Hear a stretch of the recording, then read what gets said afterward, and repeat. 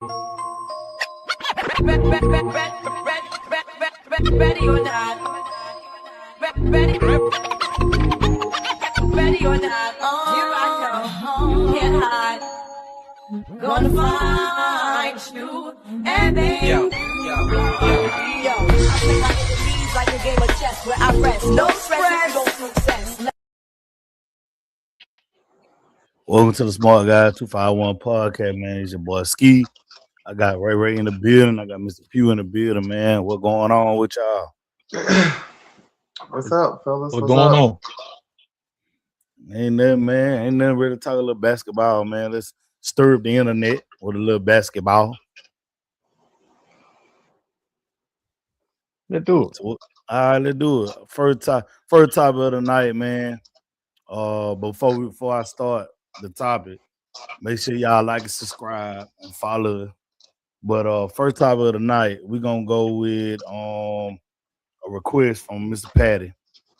He wanna know who we taking, Dirk Nowitzki or Nikola Jokic. Who y'all got?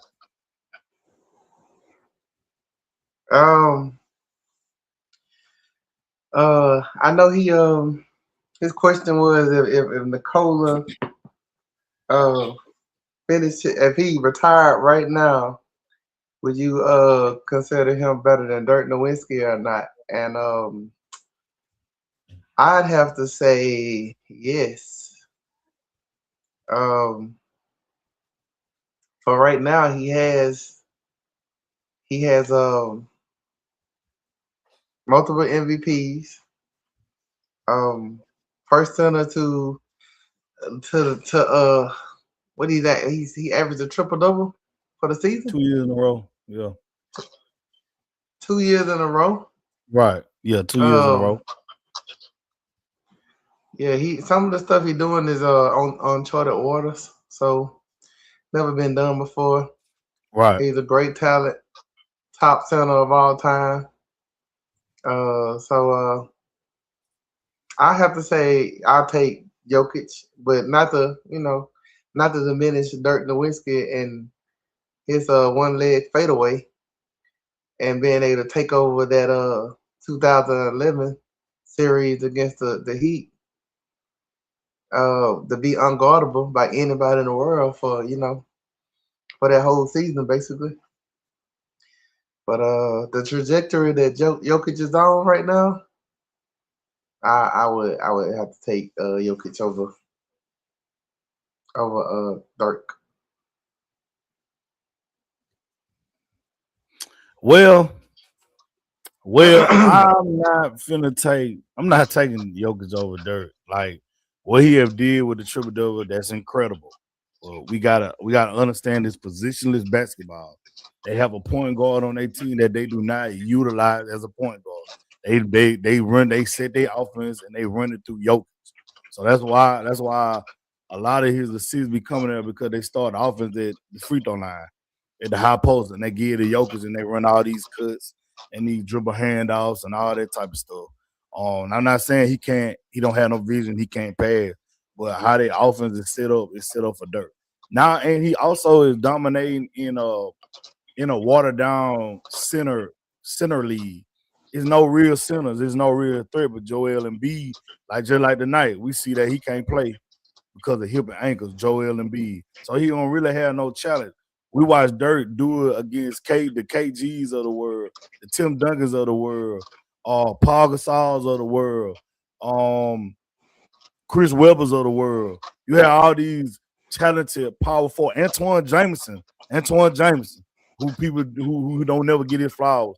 He was a good power forward. It's like I said, watching what Dirk did in the era he did when the bigs was out there, the power forward, Rasheed Wallace, all them. I'm gonna take Dirk any day. And then the run that he went on to win his NBA Finals after he lost the NBA Finals to the Heat, and I want to say that was in 06. I want to say that's an 06 year when he lost the NBA Finals. He come back and run through everybody he ran through to get the chip. It's Dirk for me.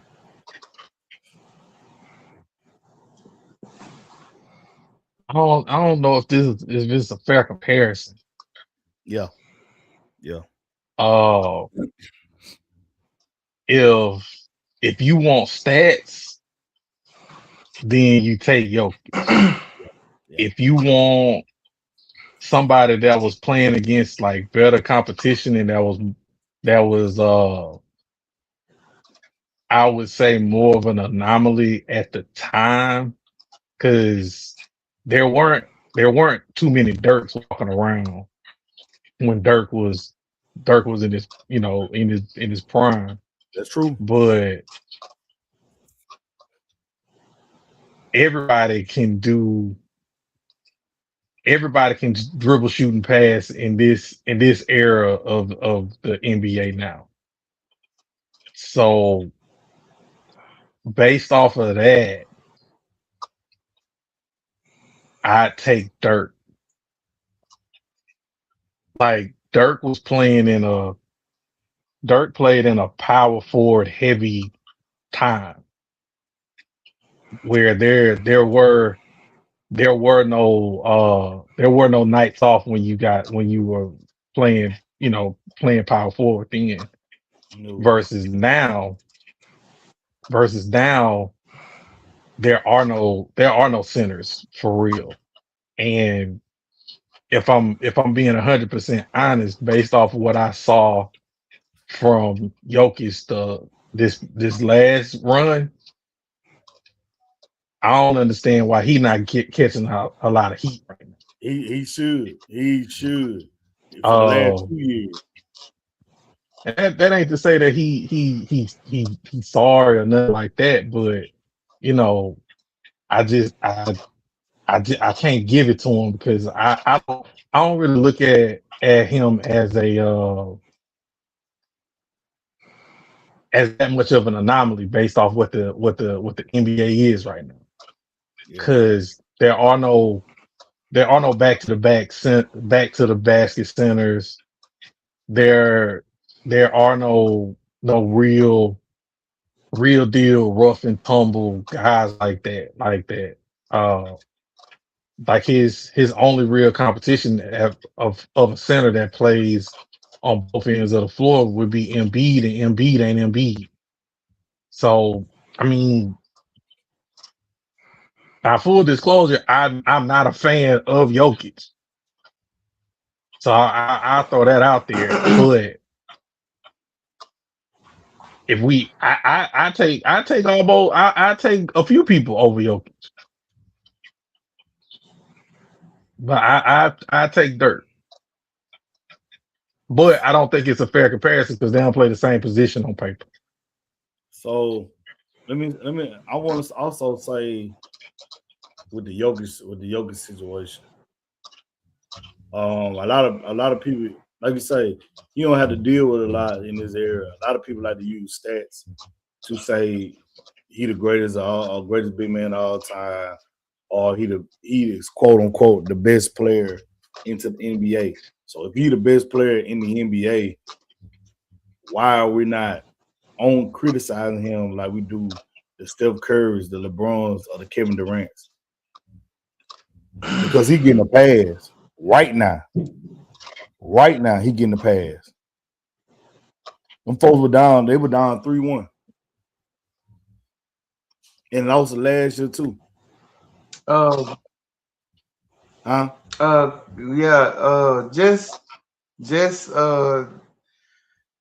Just to bring something up, y'all brought up competition. Yeah, who won the Defensive Player of the Year award this year? Wemby. Y'all know? Wemby? Wemby won. Wemby won? Yeah. Mm-hmm. Yeah. Jokic has 40 on him and 10 assists when they played. Okay. He had 40. So let me get this straight. straight. He averaged like a triple double on him. Let me get this straight. Wemby just had like 12 blocks in the playoffs. That's the question. Some of them weren't even blocks. Because you watch the game and they ran it back. Some of them was really gold team. But I got clips. They were really gold team. All right, so what? 8 blocks? So like 8 blocks. So hold on. And I also seen him get dunked on too by Julius Randle. So hold on. You really finna say you finna use him winning the defensive player of the year after he sat out a year for blood clots, and he what with this is his third year. This is third season. So you really is he not a defensive phenom? Listen, I would have respected him more if you would have used Rudy Gobert. And you know how I feel about Rudy Gobert. How he struggled against Rudy Gobert. He only had one good game the whole series. No, I'd rather use the defensive player. Wait a minute. Rudy is a 4-time defensive player of the year. So I'd have respected more if you would have used Rudy instead of Wemby that just became defensive player of the year that missed last season for blood clots. His body ain't even filled out. Now you trying to use that. We can also bring all the defensive players like Ben Wallace was in the league when Dirk Nowitzki. We seen what Ben Wallace was doing. Tim Duncan was in the league and he was getting buckets on Tim Duncan. We can keep going. Them Hall of Fame power forward. Hall of Fame, especially Tim Duncan and Kevin Garnett. Tim Duncan just said that Wemby better than him and Robinson. He just said that. That is fine. He but just said Wemby ain't never been in his third year though. They looking at the potential. You don't even know if he's gonna get there. Y'all already, like I said, y'all already just missed the year with the rest of the year with blood clots. You gotta use that in context, take that in context or whatever. So you already trying to use that right there. That ain't gonna work, right? You should have used with. I mean, you can. It is what it is. No, Wemby is the defensive player of the year. You can use that. He is in his you third can use season. that. He young. I didn't watch, bro. He young. I just watched. But he also 7'4". Bro, I just watched Julius Randle and them to take that man to school. I don't care how many blocks he had. He was looking small out there. I can't. The defensive player of the year thing, man. That's kind of. I don't know, because Draymond Green won defensive player of the year, right? Yeah. A joke. And yep, he won defensive player of the year, and people were still giving him 30. So that's not a. I get what you're saying, but I don't know if I can, like. Are we saying that Jokic is that much better? Or are we saying that defenses are that much weaker? Defense is way weaker. Because that kind of changes how you can kind of look at that award. Like, think about it like this: when Gary Payton won Defensive Player of the Year, and I know I'm going back, but when Gary Payton won Defensive Player of the Year, like, he was almost kind of like when Dion was in his prime playing cornerback. Like, you couldn't throw to his side of the field. You know what I mean? Yeah. Like, with Gary Payton, like, your point guard was pretty much null and void, depending on who the point guard was. Yeah. We know what John Stockton did to him. Right. So, that's what I mean by can you really say, like, Jokic is that much better, or is defenses that much weaker? And again, like I said, it's not to take anything away from Jokic at all. Boy gonna put up all the numbers. That's what he do. But you still got to take in the proper context, like, who he playing against. And I know it ain't his fault who on the other side of the court, but you still got to take that into context. Like, yeah, we can all agree that Kevin Garnett was one of the best defensive power forwards to ever play. Yeah, of course. We can all agree that Tim Duncan is the greatest power forward. Well, we don't have to all agree, but we can say that it's an argument for him being the best, power forward of all time. Heck yeah, without a doubt. Dirk cooked him. He cooked KG. He cooked Sheed. Hold on. Let me ask y'all this. I want to ask y'all this. I want to ask y'all this. Did Jokic struggle with Dwight Howard? Yes. I'm asking the I question. said that the last time. Okay. I said that the last time. Walk with me now. Yes. Walk with me now. Walk with me now. What year Dwight Howard came into the NBA? But that was 03 or 05? I want to say Okay, 03. 03. Probably 05. 05. He came out. No, it's 05. Right? It's 05 because it's it's 05 because LeBron came out in 03. Yeah, him and Melo came. Okay, 05. Okay, 05. When he went to the NBA Finals. 2000 what? Well, that was COVID year. That was 2000 what? 10, 11. Oh, when he went to the finals the first time? Yeah. Yeah, about 10, 11. So he was in the NBA at the same time Dirk was cooking everybody, right? And I know he guarded Dirk. So how many defensive players of the year he got? Yes. How many defensive players? See, this what I ain't liking what y'all doing. Y'all just throwing stuff out there. No, I'm not. Y'all ain't seen Dirk go against y'all ain't seen Dirk against no Kevin Garnett and him getting cooked. Y'all ain't seen this. Y'all just saying this. They average 22 points apiece. That's cooking somebody. Which one getting cooked? Dirk? No, KG? No. Because they both average 22 points apiece. I can tell you their record against each other. I'm not. I ain't talking about. I'm not talking about what they average. I'm not talking about what they averaged against each other.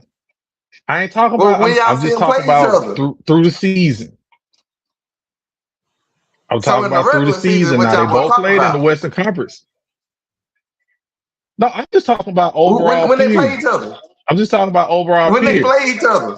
Because one of the things that you kind of forgetting is like Ski said, one of the main reasons that Jokic averaged all of the things that he averaged is because he's the system.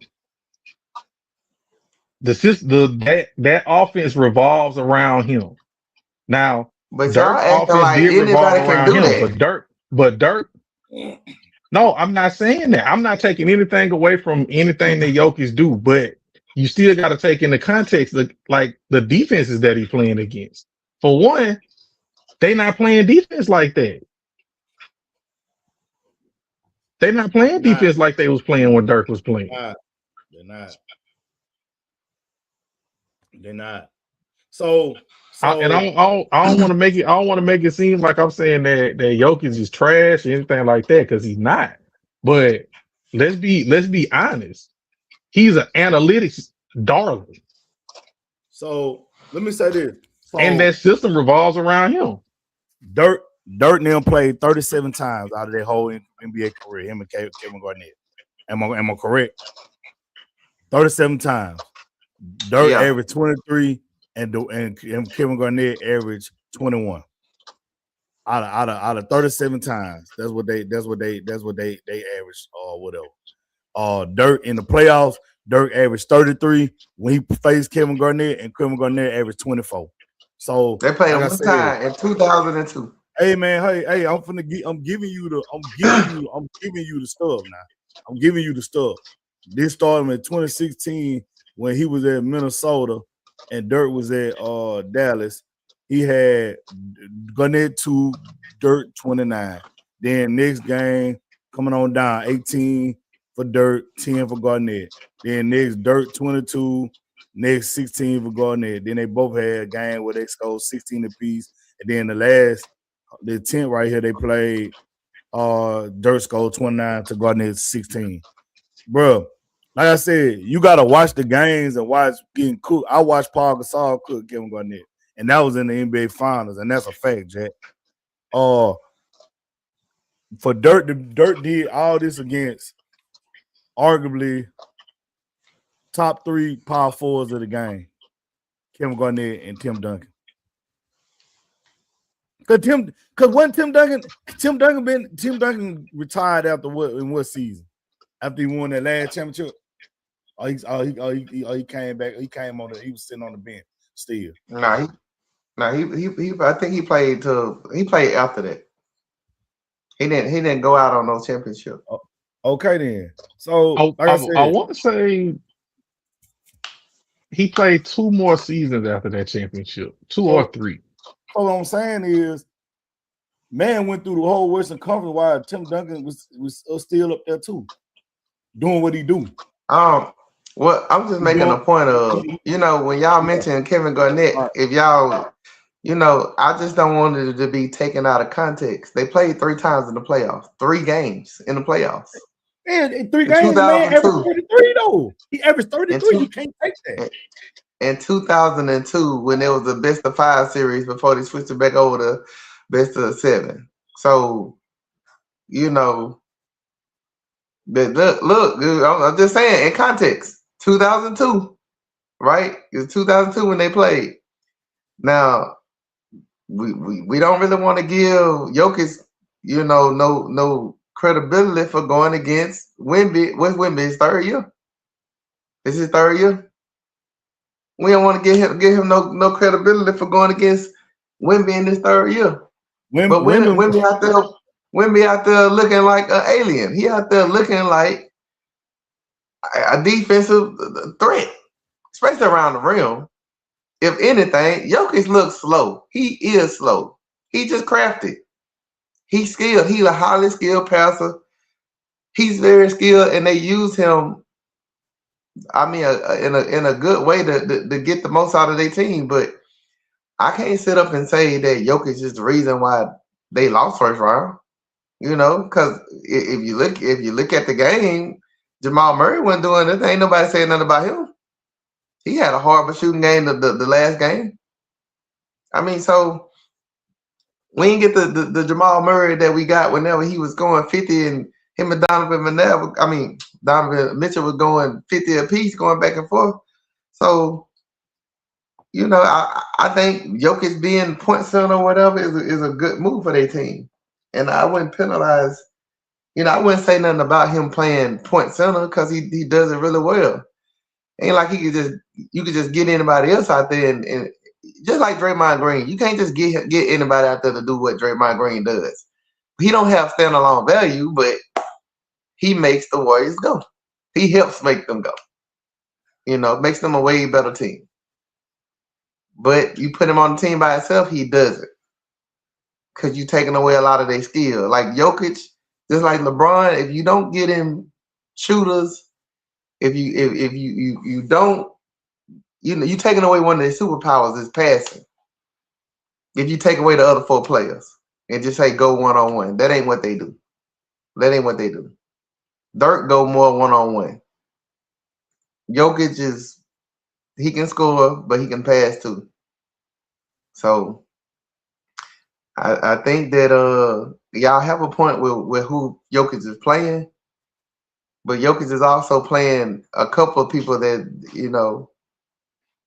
he's also playing a couple of people that can give people problems. I ain't gonna say he going against a whole lot of people that's locked down, but shoot, it's always been like that. It's never been like when people say the golden era and older people say, oh, when the centers was like this, it's never been a whole bunch of just great centers. Even when Patrick Ewing played and Rick Smits and all of them, it's never been like that. So it just, I don't know. And we don't do this with Jordan. We don't talk about competition with Jordan. He ain't have to play against no great shooting guards, Hall of Fame shooting guards. We talking John Starks. We talking John Starks. We talking Jeff Hornacek. Who say that? I'm saying he didn't have to play against no top 5 shooting guards. He didn't have to play against no top 5 shooting guards. Who he had to play against? Who he had to play against top 5? You mean that sincerely? Tell me who he had to play against that was top 5 shooting guards. Tell me. So before Dwayne Wade came along, before Kobe Bryant came along, and Kobe turned into Kobe, there was a guy in the NBA that played in Portland named Clyde Drexler. And at that time, Clyde Drexler and Michael Jordan were vying for the number 1 and number 2 top shooting guards of all time. You got Joe Dumars. You got Joe Dumars. Joe Dumars. Joe Dumars gave Michael Jordan a whole lot of problems. Mitch Richmond gave Michael Jordan a whole lot of problems. No, you saying like it was no. You saying it like he had no real competition out there at the shooting guard position. That's not true. Reggie Miller was out there. Reggie Miller was out there. Yeah, they beat him. He didn't. You mentioned you mentioned Joe Dumars. He didn't beat Joe Dumars. Clyde Drexler was out there. He did beat Joe Dumars. Yeah. He had to beat Joe Dumars to get to the first championship. He had to beat Clyde Drexler to get to the second championship. So they played like 3 or 4 times. You gonna just talk about the first by one time? No, this is what I'm saying. Ray, that's not what I'm saying, Ray. That's not what I'm saying. Let me say this. You talking, Ray, you talking like LeBron had to go through Hall of Fame small forwards when he went on his runs. The whole East was trash. He only when he couldn't go through, he couldn't get past. Hold on. He couldn't get past Paul Pierce. So what he did? He went and teamed up. All right, I'm not finished. I'm not finished. Well, y'all still ain't answer my question. I said, who's the top 5 you win against? Y'all still going in circles. Y'all ain't named one top 5 person yet. Top 5 what? Just overall player of the league? Shooting guard. Y'all talking about positions, so shooting guard. Bro, y'all went into positions. Y'all went to power forwards and centers. Who won one besides KD? That's a top. That's a top. No, Ray. That Ray. What I'm saying is, like I'm giving Jokic credit. He can only play against who line up against him. That's 100% accurate. But we can't act like when Michael Jordan was coming through the league and coming through and winning these championships, like he was playing against a whole bunch of slouches. That's just not true. Okay, Pew ain't gonna say it was slouches. I ain't gonna say that. I ain't gonna say it, but you see who he played in the finals, and you acting like it was Clyde Drexler. 6 years. He did play Clyde Drexler in the finals. Yeah. What in Portland when he played in Portland? Yeah, he did play Clyde Drexler in the finals. Neither one of y'all got Clyde Drexler in y'all top 5 in shooting guards. He's not even top 10. He actually is in my top 5 shooting guards. Yeah, he in the top 10. No way. Who your top 5 in shooting guards? Ain't no way. If both of y'all give me y'all top 5. Ski, you already gave your top 5, and Clyde Drexler wasn't in it. So who your top 5? But we ain't stayed top 10. We just said top 5. It don't matter. He in the top 10 regardless. My top 5 shooting guards is Michael Jordan, Kobe Bryant, Dwayne Wade, Clyde Drexler, and I have to give you a fifth because I can't think of one right now. But Clyde Drexler is in my top 5 shooting guards all time. You know what? I'll put Clay in my top 5 shooting guards all time.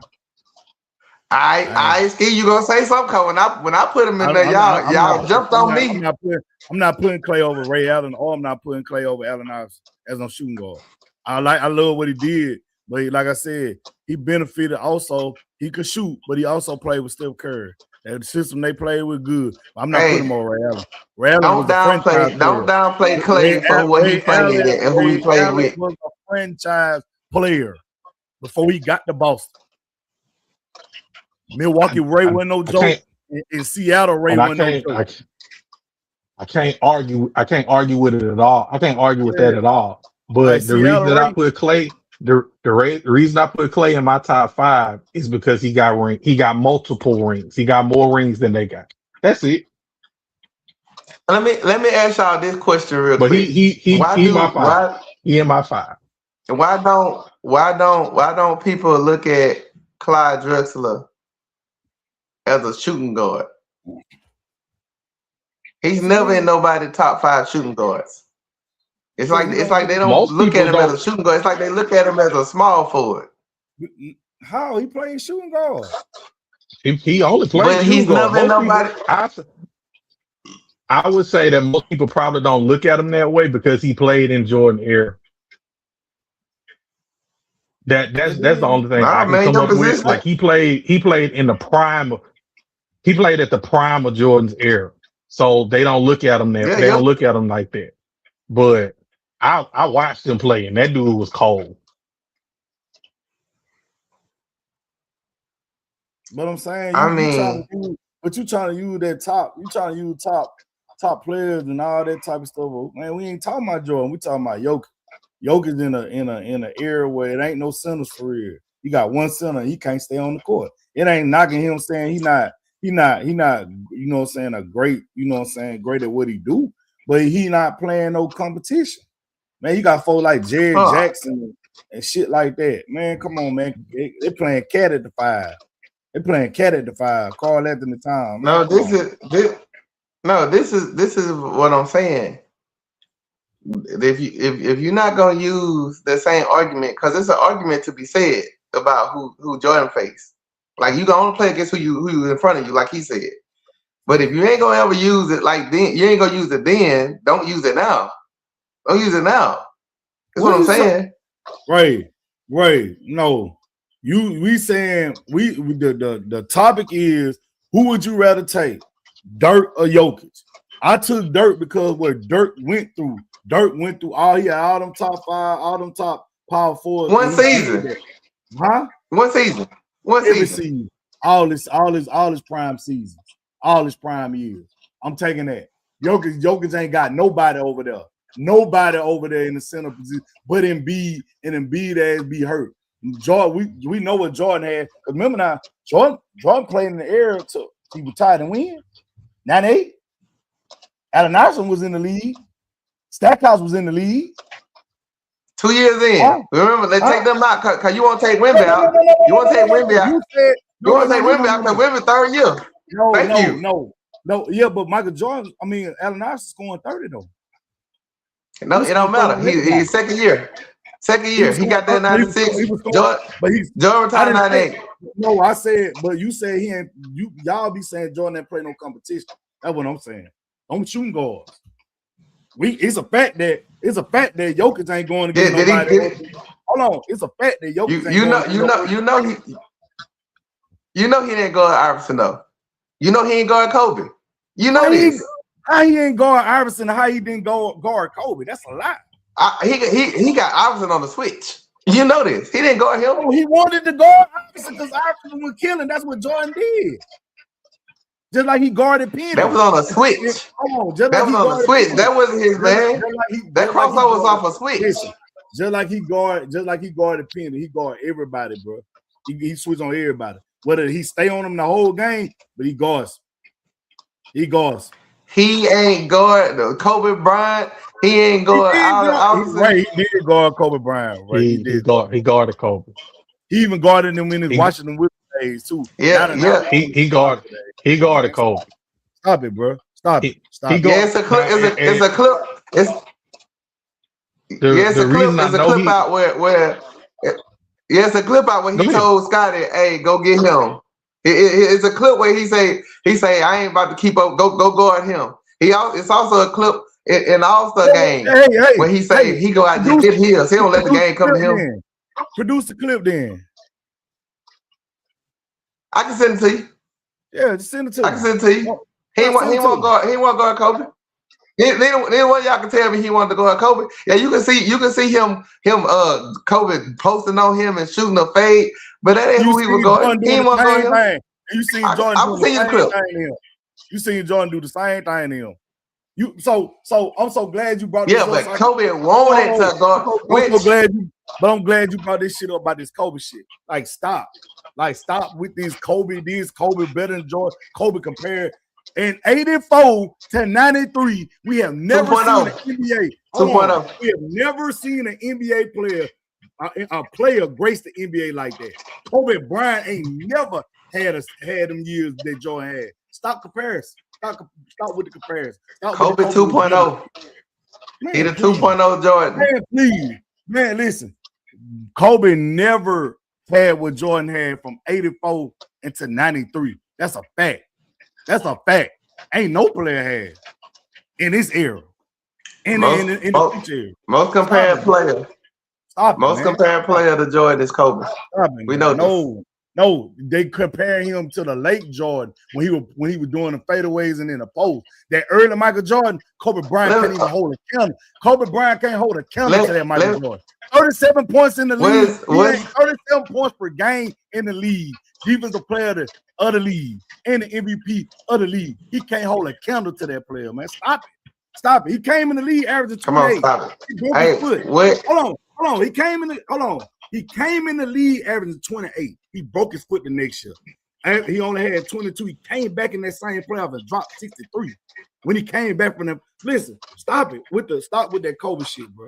I'm tired. Look, y'all don't talk. Yeah, look, y'all don't talk about the competition. Then, you know, you just said he came back in a.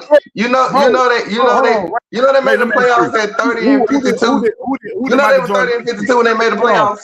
Who did Michael Jordan lose? You know they were 30 and 52 when they made the playoffs. I don't give you know that's this. That's what the NBA standard was back in the day. But nobody says nothing about how the competition was. Bro, can you tell me who he lost to in the playoffs? Michael Jordan. You ain't got to look at the Boston Celtics. Do you know how good the Boston Celtics they got swept? No, did you know how good they got swept? Hold on, did you know how good the Boston Celtics was? Yeah, the only people that won championships in the 80s was the Celtics, the Lakers, and the Pistons. That's the only people that won. Pistons had 2, Lakers had 5. You know the Celtics won like 60 games, right? And Celtics had 3. You know the Celtics won 60 games, right? None of them was factors in the 90s. None of them. Hey. So we talked about this. Now, yeah, I'm rarely the voice of reason, but I'll be the voice of reason on this one. It's a few things that we'll never see in the NBA again. We'll never see somebody that came in the NBA like Michael Jordan did and have 3 separate Hall of Fame careers. The first run when he was losing in the playoffs, that's for you, Ray. The second run when he started winning championships, that's the first three-peat. That first run is one Hall of Fame. No, I'm saying that you're right about him losing. The first run is when he first came in the NBA. When he was losing in the playoffs, that's the first run. That's the first Hall of Fame career.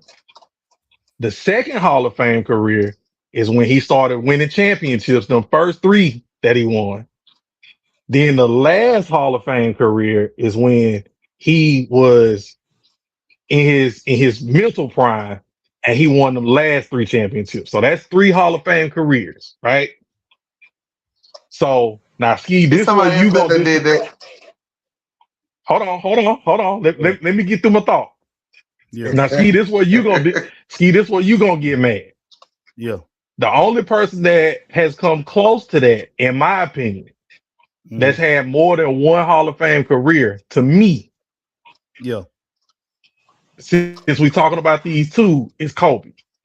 Yeah, Kobe you talking had about 2 8, Hall of Fame careers. When he won number 8 with Shaq in 24. When he won 8 with Shaq, and then he turned 24. Okay. Now, now hold on. Let me get through it. All right. So if we're going to say that Kobe is who everybody consensus says that he's the closest thing to Michael Jordan, we got to look at the 2 players and look at them 1-to-1. Right. Michael Jordan was 6'6", Kobe Bryant was 6'6". Right. They both played basketball almost identical. Yeah. The only difference between the 2, and this is from Craig Hodges, the only difference between the 2 were the hand size. That's the only difference that Craig Hodges saw. Jordan had hands that were bigger than Kobe's, but he gave the nod to Kobe as being a better shooter than Michael Jordan was. Because of the 3 ball. Yeah. Because of the 3. Where I disagree with him is Michael Jordan might have been the better player, but Kobe was the better at taking the most difficult shots. I can agree with that. I can agree with that with the different But shot. what I will say is the closest thing to Jordan that I have ever seen is Kobe Bryant. I He's mean, the Okay, closest I ever so seen. I mean, I get, but hold on, let me. I give you that and- piece about the closest thing. And he will say that. Yeah, but I can't what I argue do with like- them.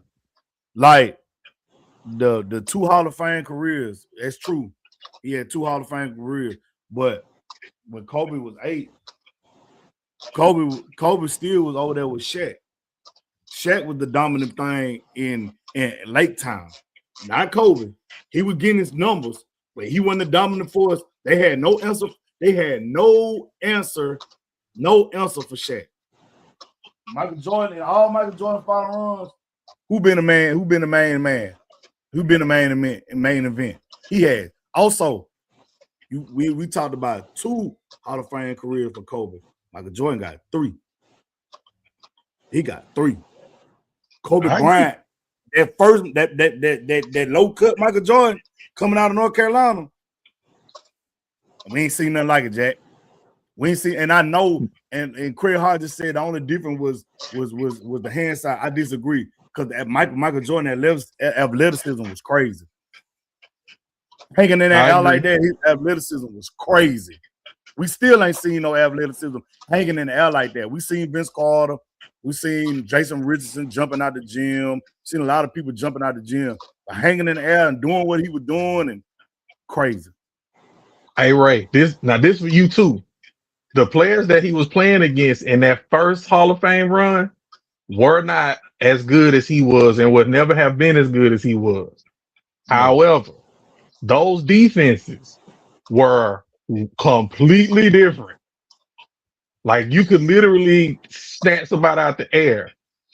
And you got to take into account he was averaging all them points and he wasn't shooting no threes. And the defensive 3 seconds was allowed. He shot a lot of free throws though. They could camp in the lane too. He shot a lot of free throws. He did shoot a lot of free throws. Yeah, but they could camp in the lane. He shot a whole lot. Him and Karl Malone. Man, all right. So look, before you go, because I know you got some. Let me put this out here. I do. Fuck Karl Malone. I do. You don't like nobody in Utah. Fuck Karl Malone. Yeah. He don't like nobody in Utah. Right, if you got on the Utah Jazz jersey, fuck you for help. So look, let me tell you something. Kobe had 2 Hall of Fame careers. But y'all don't think that LeBron got 3 Hall of Fame careers as well? Jack Jordan? Nope. Easily he does. I can see that. Easily he does. I can see that. No, Easily. I can see that. The first 7 years, what was it? 7 years? I give him 2. I give him 2. I give him 2. Which 2? Which 2? After he left Cleveland, he really got like 4. After he left Cleveland when he went back to Cleveland. He got 2. One, but he was Hall of Fame before. He Hall of Fame before he left Cleveland. The first time. How you Hall of Fame before he left Cleveland? His first was 7 years in Cleveland. Okay. His first 7 years in Cleveland ain't Hall of Fame. How? But if I count that, it'll be 4. I'm asking you how. If I count that, it'll be 4. How? I'm about to tell you. I'm asking you. Explain. I'm about to tell you. No, I'm asking how. I'm about to tell you. I thought you had this in your head. Because I know with the Heat. Now with the Heat with 1. With the Heat with 1. The second round. The Cleveland second. What about the second round with the second round with Cavaliers? That's 2. Yeah. He ain't with the Lakers. No. Hell no.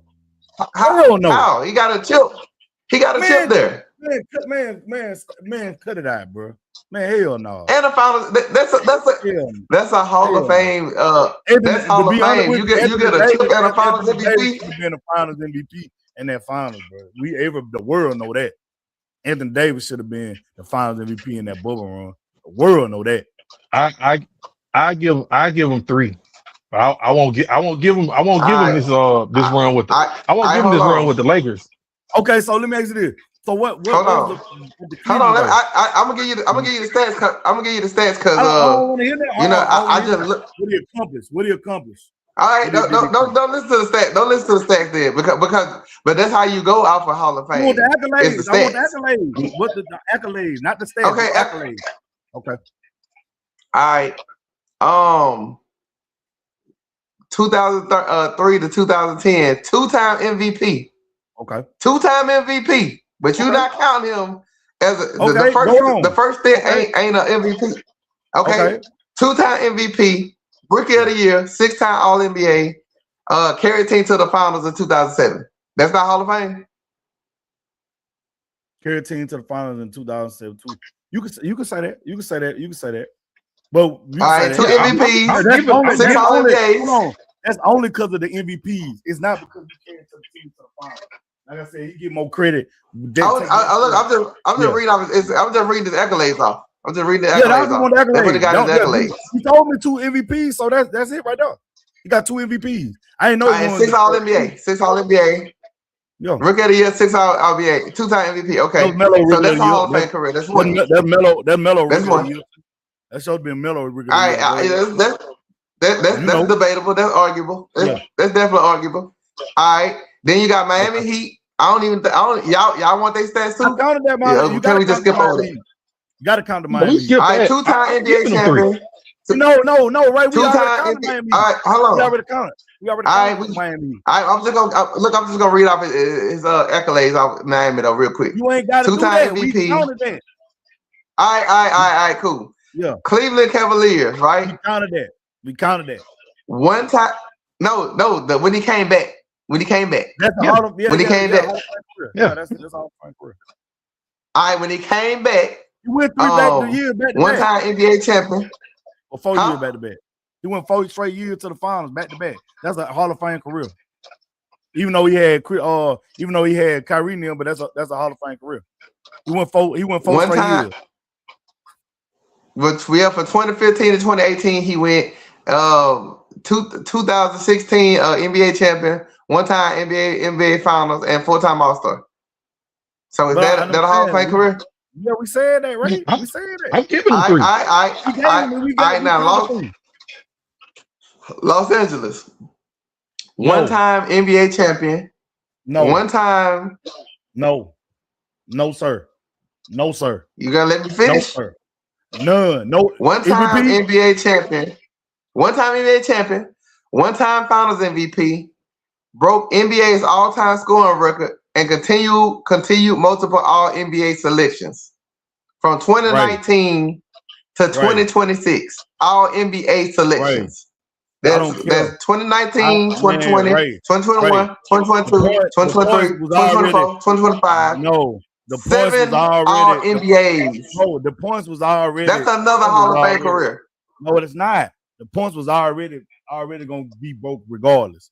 The NBA all the selection was going to be broke regardless. He has 1 championship. The Finals MVP is arguable because they should have went to AD. No MVPs, and keep getting bounced out of the playoffs.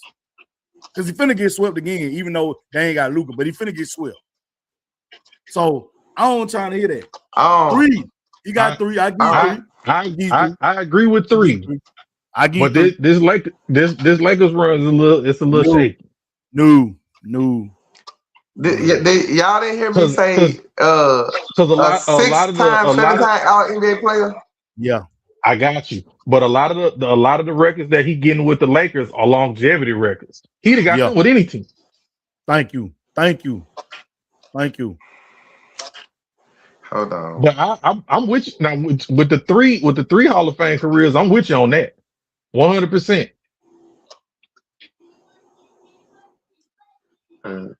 And that's true too. Ty. That's a fact. That is true. Ty. That is a fact. That is true, Ty. That is true. That is a fact. That is true. One consistent that makes his championships a lot more impressive than LeBron's because he primarily only had one other consistent All-Star. Hey, I'm glad you said no, it don't, Ray, because buddy, Every NBA championship that boy has gotten, he has more top 10 players on the roster. Dwayne Wade led the league in scoring, was a top 5 player before Bron joined over there. Chris Bosh was a top 10 player in the league before they teamed up in Miami. After he left, Kevin Love was arguably the best power forward in the game at the time. And then you already had a young, skilled Kyrie. He just was hurt. Man, stop playing. Stop playing, bro. Then don't let we ain't even finna talk about AD. Kevin Love ain't never been considered the top. Huh? Kevin Love ain't never been considered the top forward in the league. What happened? 29 and 15. He was. Oh my God. He was the top. He was the top player in the league. Man, come on, Ray. He was top. He was top. He was arguably the top power forward in the league. He was when he was in Minnesota. He was never the top power. He's never been the top power forward in the league ever. Oh, Ray, that's so disrespectful. Right, that's so disrespectful. You just be showing me you don't be watching basketball, bro. You just be showing me you don't be watching basketball, bro. You just don't be, man. When he was in Minnesota, that man was arguably the best power forward in the game. A walking double. And I ain't talking Ray. Come on. That's so disrespectful. The reason that they couldn't win Minnesota, he was the top. So in the 2010s, he was the best power forward. He was power forward, right? Yeah. Ray. Yeah. Ray. Right. The reason that they couldn't win when LeBron first got back to Cleveland is because he didn't know how to play. He didn't know how to be second or third fiddle because he was always the first option. He was a 25 and 12 guy consistently. As a matter of fact, I could make the argument that the reason that LeBron wanted to go back outside of Kyrie was because Kevin Love wanted to come. He said for him to come back, they got to go get Kevin Love. Just what he said. Kevin Love had to restructure his entire game. His last he was a better Chris Bosh. He was. The last year in Minnesota, he averaged 26 and 12. The last year in Minnesota, he averaged 26 and 12. No, man. Y'all tripping. Y'all tripping. Ray, you a stats guy. You're a stats guy. Go look at his stats. I just gave him the stat. His last year in Minnesota. I am. I looked up top power forwards of 2010. His name ain't in there. It's Dirk Nowitzki. It's Chris Bosh. Zamar Stoudemire. He ain't in there. He not in there. He's not in there. Who y'all taking him over? Go look at his stats. Y'all taking him over Chris Bosh. Y'all take him over Chris Bosh. Ray, the reason that LeBron went back is because he wanted Kevin Love there. He needed somebody that he wanted Mike Miller. He wanted Mike Miller. What they got to do with anything? Okay, listen. You're being disrespectful. Hold on. So he looking at hold on. He looking at 2010. That's the first year he was an all-star, his first year most improved. The next year he was in the MVP talks. All NBA. He was 26. I see all them lists. I see all that. So, I see the same thing you see. So okay then. So his 2010 he averaged 20 and 15. And I'm not looking at those stats. And don't tell me nothing about no damn Amari Stoudemire when he couldn't even average double-digit rebound. Don't tell me shit about Amari Stoudemire being no damn top. And I ain't got to look at none of that. I ain't got to look at none of that.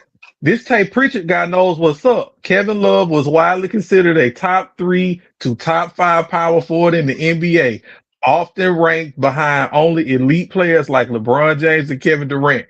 All right, then. You had to see it. You had to be there. Listen, you had to be there. I'm trying to tell you, man, like that's a bad take, Ray. No, it's not. It's not. And plus, you looked at 2010. You looked at 2010. Mr. Pritchett That's the first said year when he averaged No, 2011 no. When you 2011 to listen, 2014. listen. When you rank it, when I say 2010, I'm saying from 2010 to 2019. That's what I'm saying. That's what I'm 2010 to saying. 2019. His stats got Where was cut in Amari Yeah. half. Where, His stats got where cut was in half Amari when he went to Cleveland.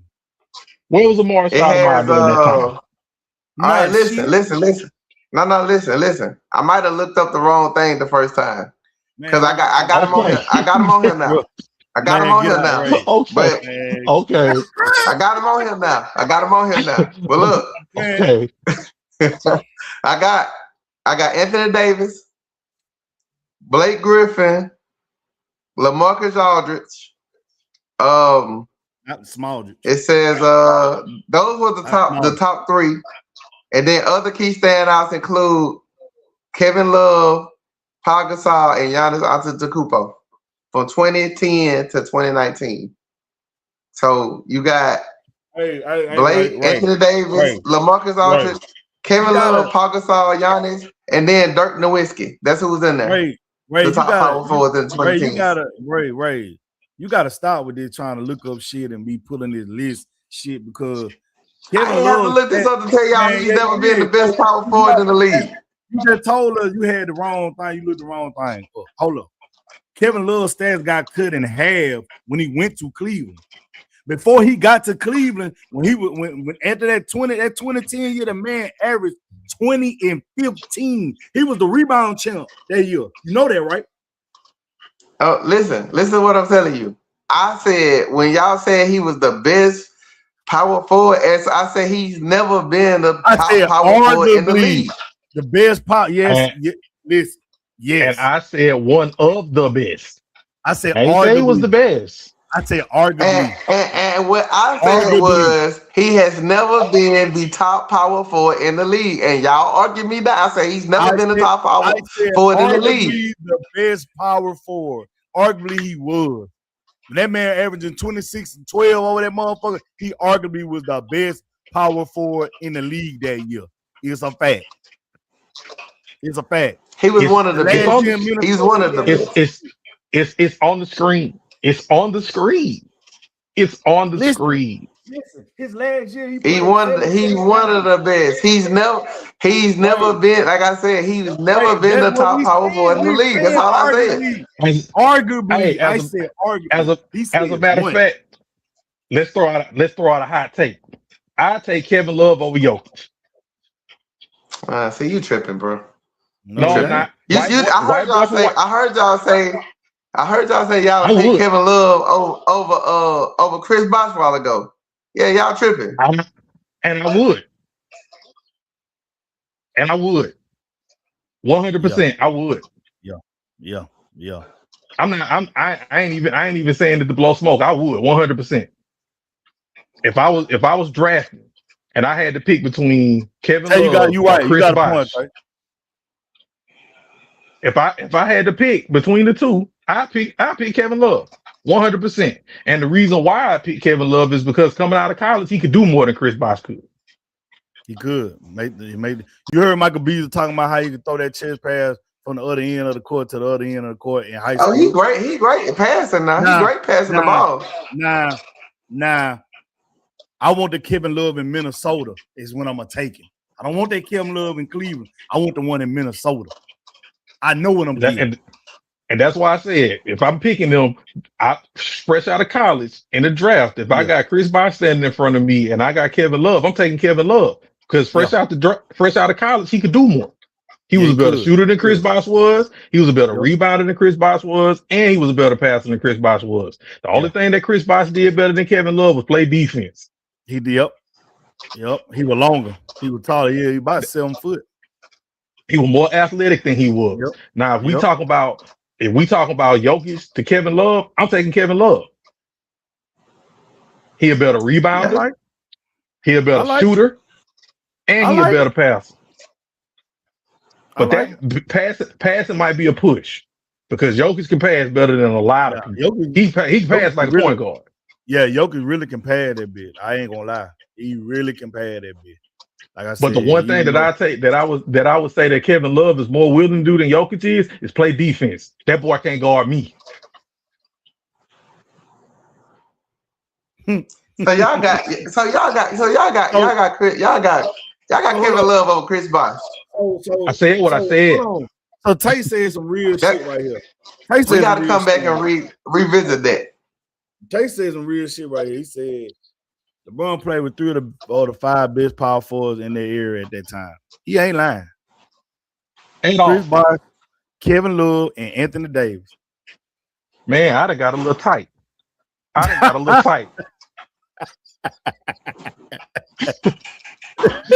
Man, I'm sorry. I got a little tight. This argument with this whole LeBron thing, man, it got out of hand with me. Like, this is kind of irritating now. Hey, Ray, it'd be Ray. He always gonna try to find a way to put Bron in the say this, that, and the third. All I said was he's the third best player of all time. Yeah, without a doubt.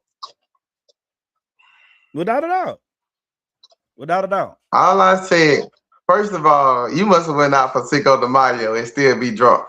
You would eat some tequila bombs or whatever. I don't even drink like that. Well, I don't even drink like that. Because he said he's the third best player of all time. Yes. As a matter of fact, Ray, I have only been 100% toe down drunk 2 times in my life. One of them is right now. I'm 1,000% sober. All I've been drinking today is water and Sprite. Let me ask you this. I'm gonna ask you a serious question. This from Hooper to Hooper. And people that's watching, I want y'all to chime in these comments too. What does LeBron, what does he do that's better than what Michael Jordan do?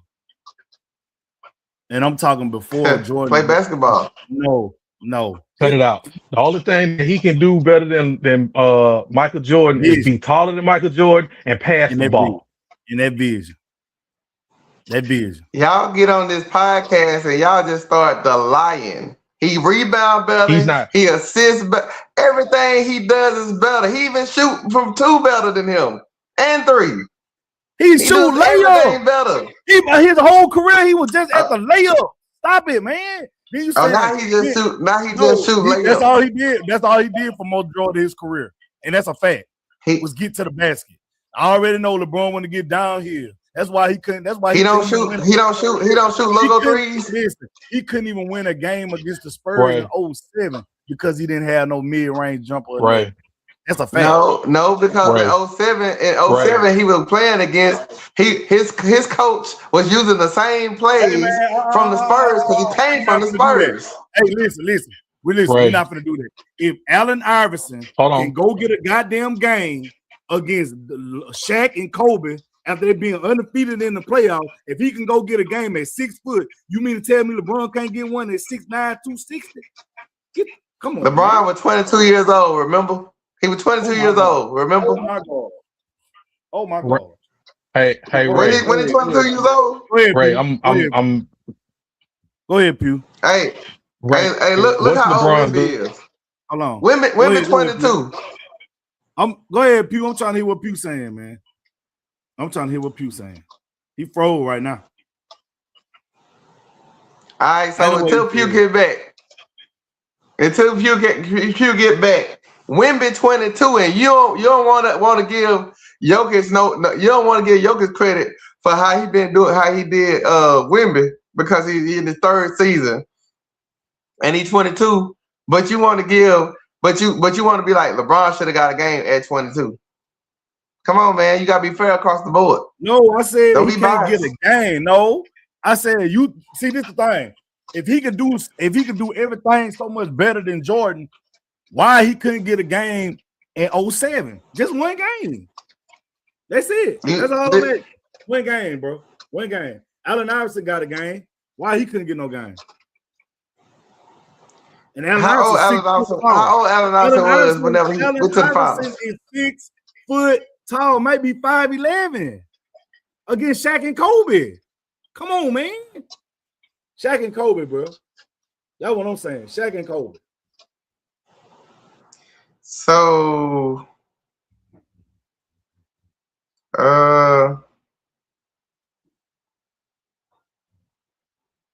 so how old was Jordan when he first got swept?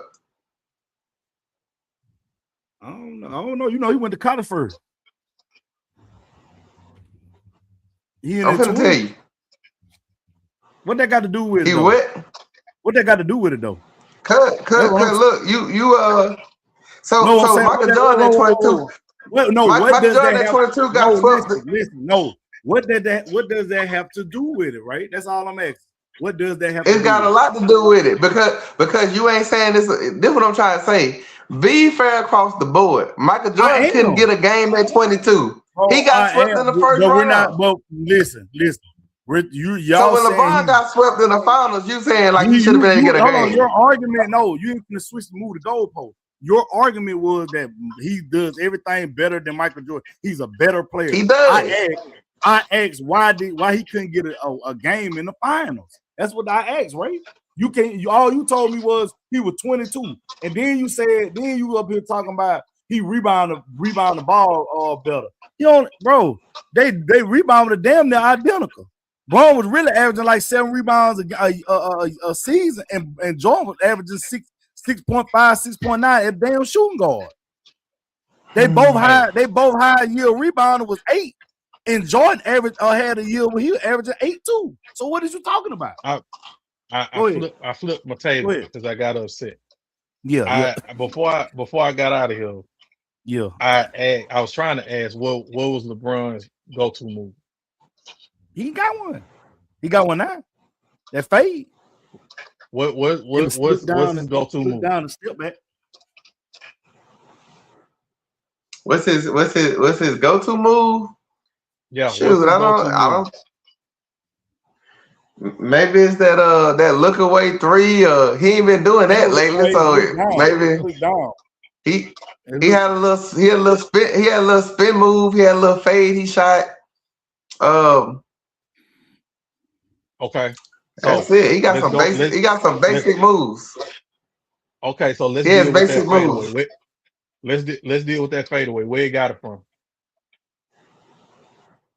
Shoot, I don't know. Where he learned that? He went over there to Hakeem. Don't look like Hakeem to get some move. He went over there to Hakeem and get some move too. Don't look like Jordan fadeaway. You're right, because he can't do it. See that's the thing. He shoot better than Jordan. What we talking about? You know what? He shoot better than Jordan. You're right. If I was shooting dunks and layups right at the rim, I shoot better than Michael Jordan too. Man, don't come in here with that James Harden versus Giannis debate. What James Harden say? I can go too if all I had to do was dunk the ball. Like people ain't got skills. He not lying. He not lying. Y'all don't watch basketball, man. Y'all think all he doing is dunking every game. No, sir. No, sir. If y'all think he just dunking every game, then y'all ain't watching the game. No, sir. LeBron? I'm not talking about those two. And later in his earlier years until now, that's all he was doing was going to the paint. I'm not talking about those two. I'm not talking about those two. How many Hall of Famers did LeBron has? How many All-Stars has LeBron played with throughout his entire career?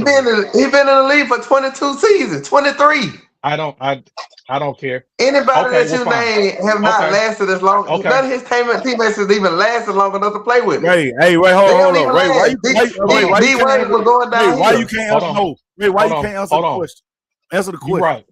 You're right. You're right. He has been in the league for 20 plus years. Let's take it back down to when he was in the league for 15. How many All-Stars he played with? Shoot, I don't know. How many All-Stars did he recruit?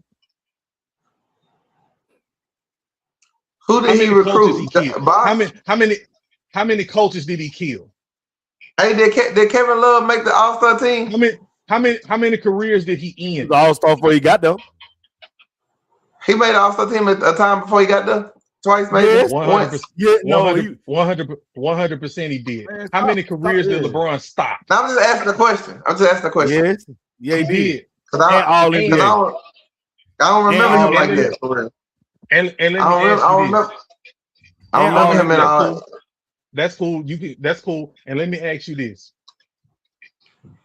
How many times did people make all these constant excuses for LeBron? LeBron needs help. LeBron needs better coaching. LeBron needs this. LeBron needs that. You know who Michael Jordan had? And I ain't talking about when he was losing, because he Phil did lose Jackson. in those playoffs. Phil Jackson. He Scottie Pippen. you right. And who else? Ron Harper averaged 20 before he got the. Ron Harper had silly putty for his knee when he got to the Bulls. Who else you got?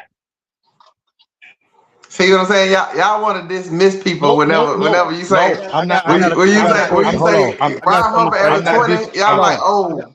I got something to say. I'm not. But he wasn't a player no more when he got with him. Out with the Phil Jackson stuff, because Phil Jackson was assistant coach before he got the head coaching job. He wasn't coaching in the NBA, taking teams to the finals or doing this before he took over the head coach with Michael. So he grew up with Michael now. Stop. I'm not dismissing Ron Harper. When Ron Harper got to the Bulls, he was a great point guard and he was a great defensive specialist for them. And he scored when they needed him to. But let's take that out the equation then. How many all-star point guards did Michael Jordan have? Not one. And let me clarify something else real quick too. How many people ate on LeBron watch?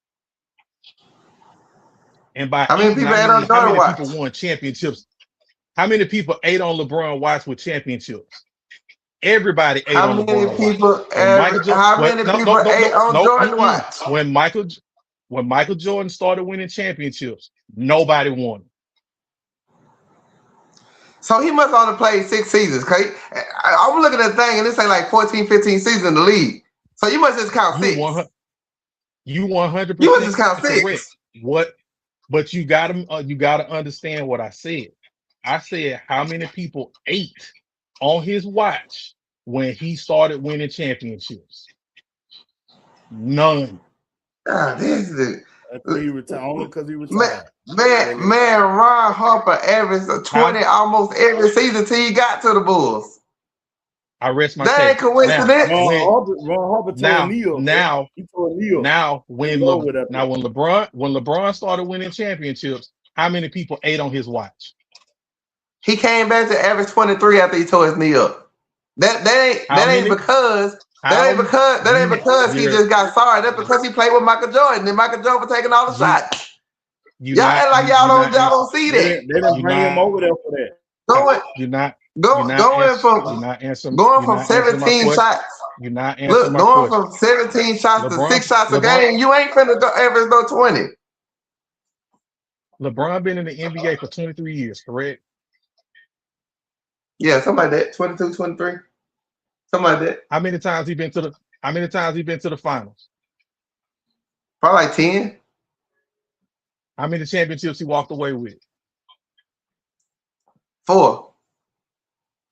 He 4 and 6. Hey, let me say this. Ray, you gotta stop. You're a numbers guy, and I worked at the bank. So let's do percentages. Is 100% better than 40%? No, but that's not 100%. Because you couldn't make it the other 9 years. Don't mean you don't get to throw it away and not count it. You ain't go 9 seasons. So you 6 and 9. So you're a loser too. You want $100? You lost $40. You want $100? You lost too. You were 6 and 9. You were 6 and 9. Because you played 15 seasons. Just because you don't get there don't mean you get to throw it out the window.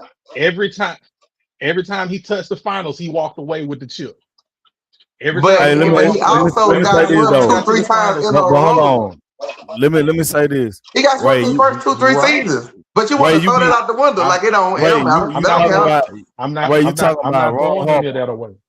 I just want a I'm career not away throwing with in this all Ron of it. I'm Harper. not throwing away any of it. You know, Ron Harper never made an Go All-Star ahead. game. You know, Ron Harper I never made said an he made All-Star game. All-Star.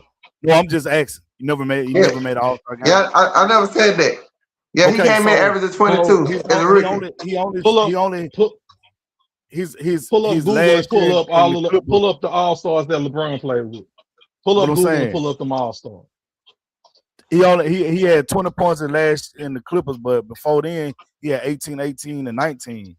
So when he got And then before that, he had 23, 23, 23, 22. He had 23, 22, Yeah, he 22, did. 18, and the Clippers wasn't Yeah, good. he did. And I ain't say nothing. I ain't say you were wrong. I said the Clippers wasn't good. Look at his field goal attempts. All you gotta do is look at his field goal attempts. Right, he shot. When he got to the Bulls, he ain't taking the shots. It's simple. Right. He ain't taking the shots when he got to the Bulls. Right. I'm looking at his field goal percentage. He shot 39%, 44%, 48%. He had one career high year where he shot 51%. But he was taking 17. He was 7 out of 17. He'll make 7 field goals and shoot 18. You know what I'm saying? He'll attempt 18 field goals but make 7 of them.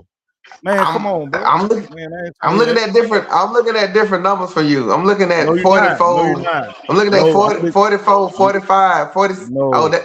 44, 45, 46. That's 92, 93, 94. He's 44, 45, 42. I'm looking at his whole career. 45, 46, 51, 47, 44, 48, 49. We talking about Ron Harper. Thank you. We talking about Ron Harper. Yeah, they never made an All-Star game. We talking about Ronald Harper. Yeah. LeBron played with Kevin Love, Chris Bosh, Dwayne Wade, Kyrie Irving. Those are generational talent. Anthony Davis. He played with AD, a generational talent. He playing with Luka Doncic, a generational talent. Name me. Nope. Name me. I am the generational talent. The generational talent that played with Michael Jordan. Scottie Pippen. Do not say Scottie Pippen was not a generational talent. He was not a generational talent. No, you're not for the. Which one of them other players that you just named was generational talents? Luka, AD. Luka on his second season with the Lakers. Dwayne Wade is a top 5 shooting guard of all time. Dwayne Wade was at the end of his career whenever LeBron James got there. That's a lie. No, that's a lie. No, that's a lie. Not. How many seasons he played whenever? How many seasons did he play when LeBron left?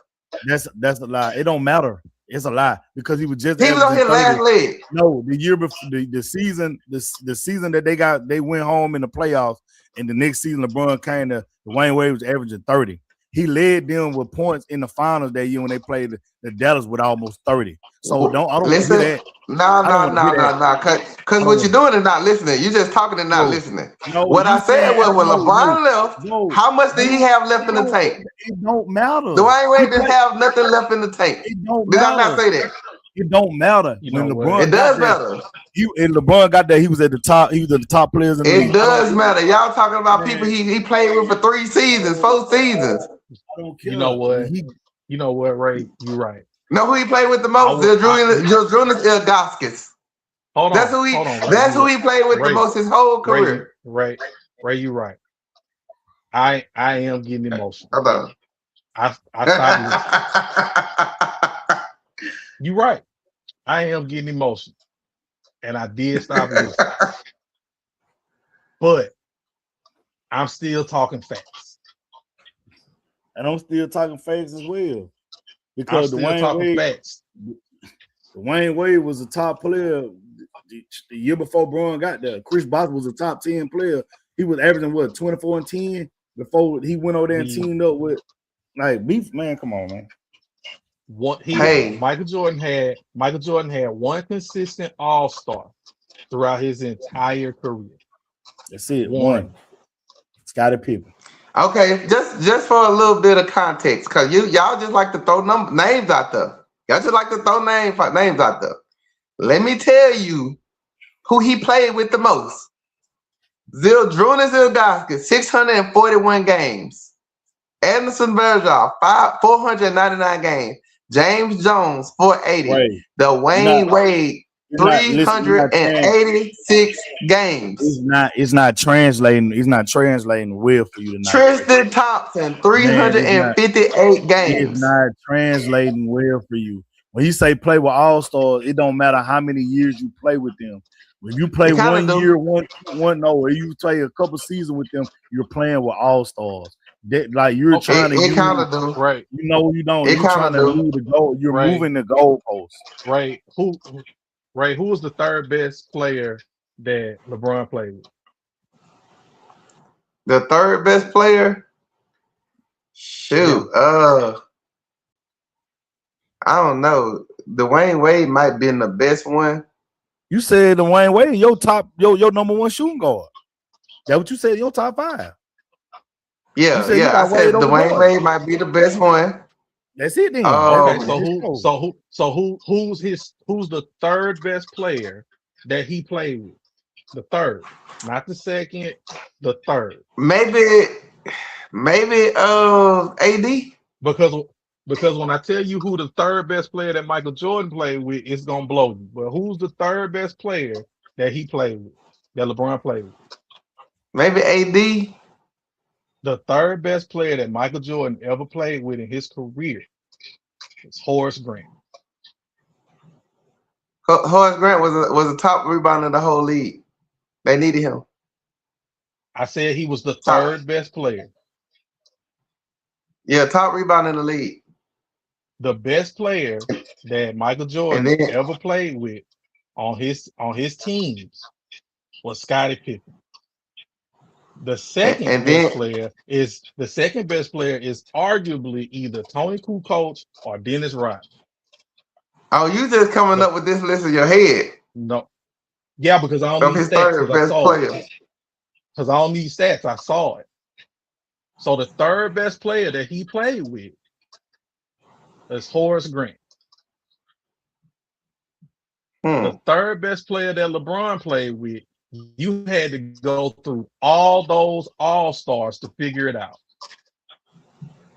The only other all-star that Michael Jordan played with throughout his entire career is Scottie Pippen.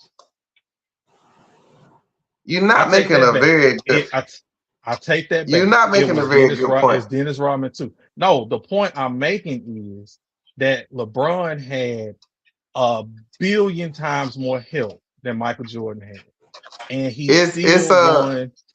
still won 6 championships. Now, I'm not throwing away what he did before he won those championships. Boy was getting his ass busted in them playoffs.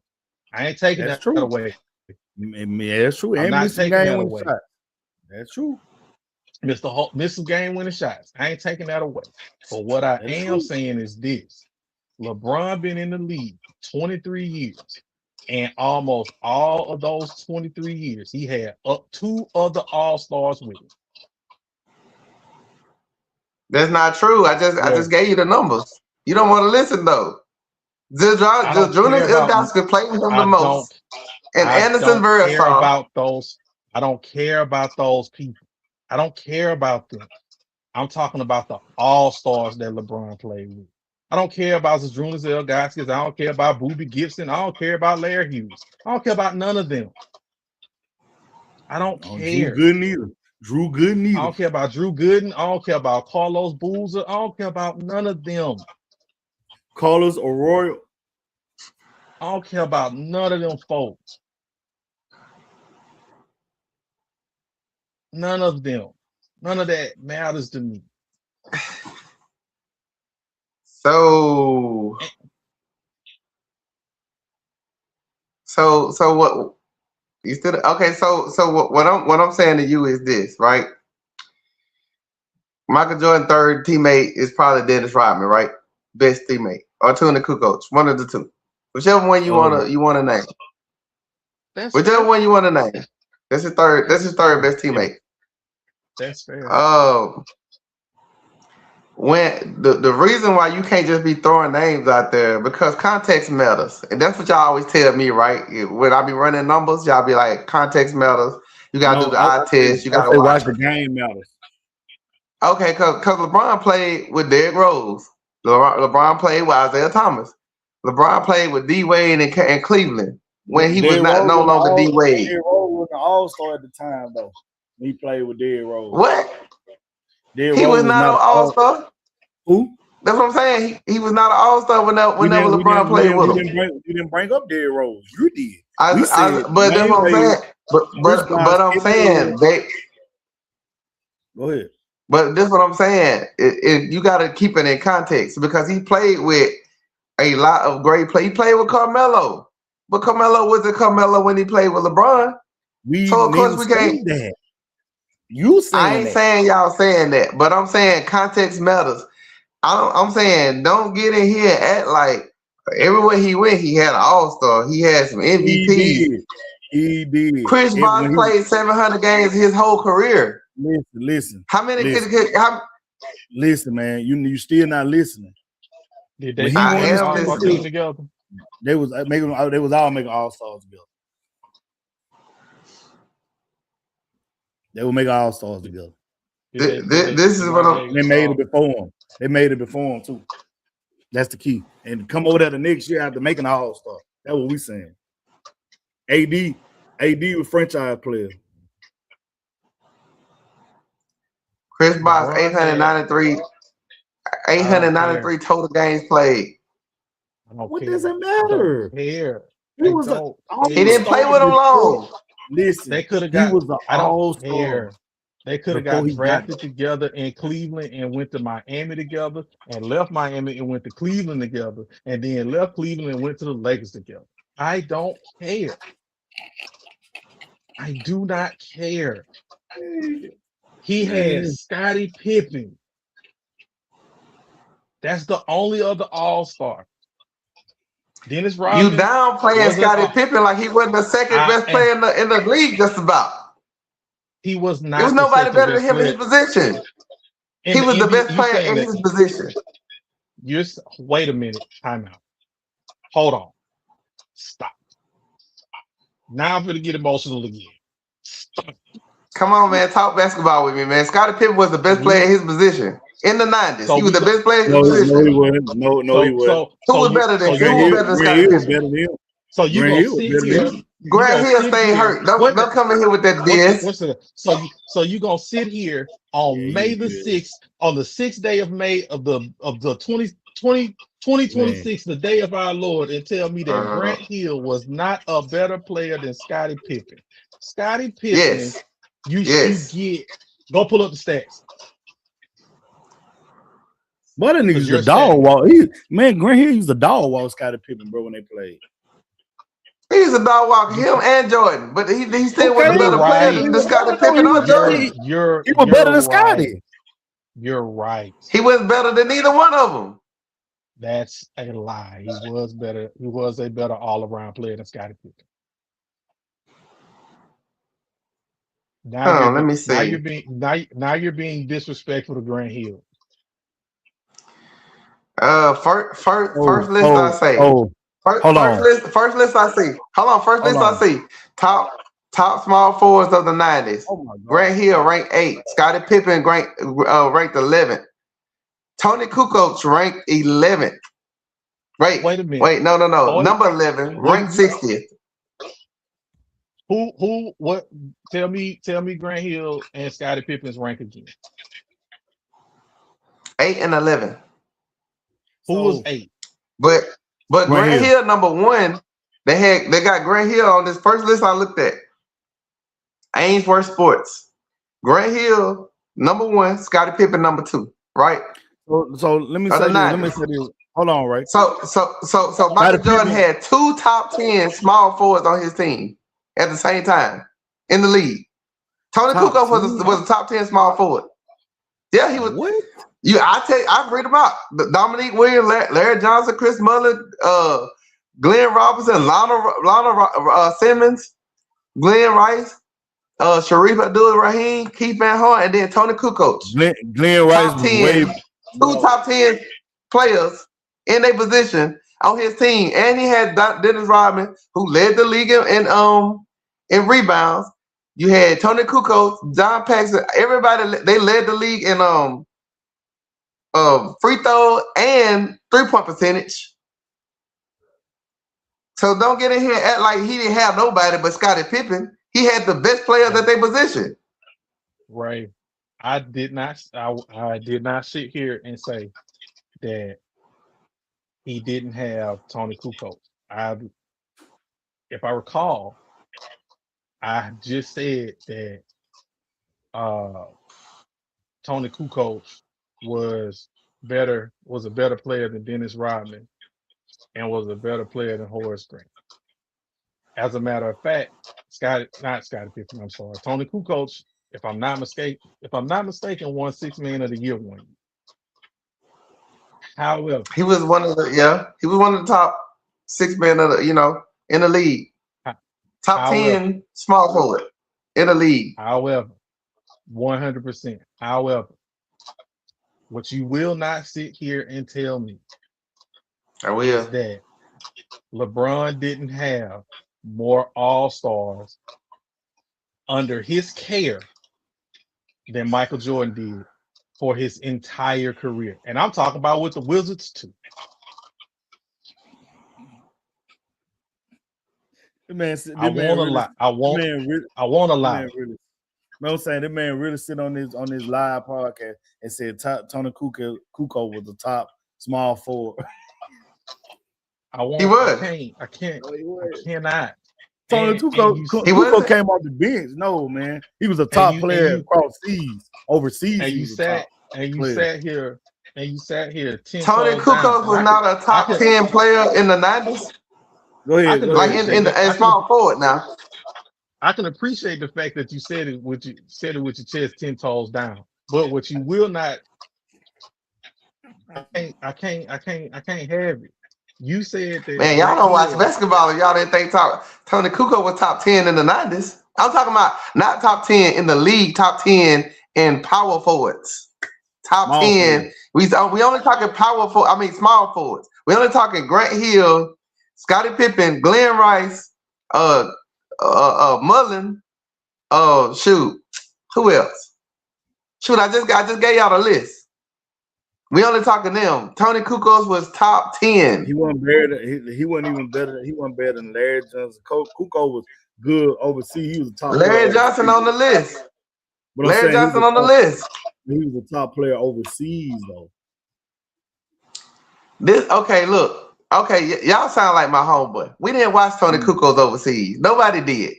Nobody watched Tony Kukoc overseas. Was Tony Kukoc dominate? Hold on, was Tony Kukoc dominate? No, he wasn't. We ain't never seen it. We never seen it. In the NBA, no, with the Bulls, he wasn't dominating. YouTube was invented in 2005.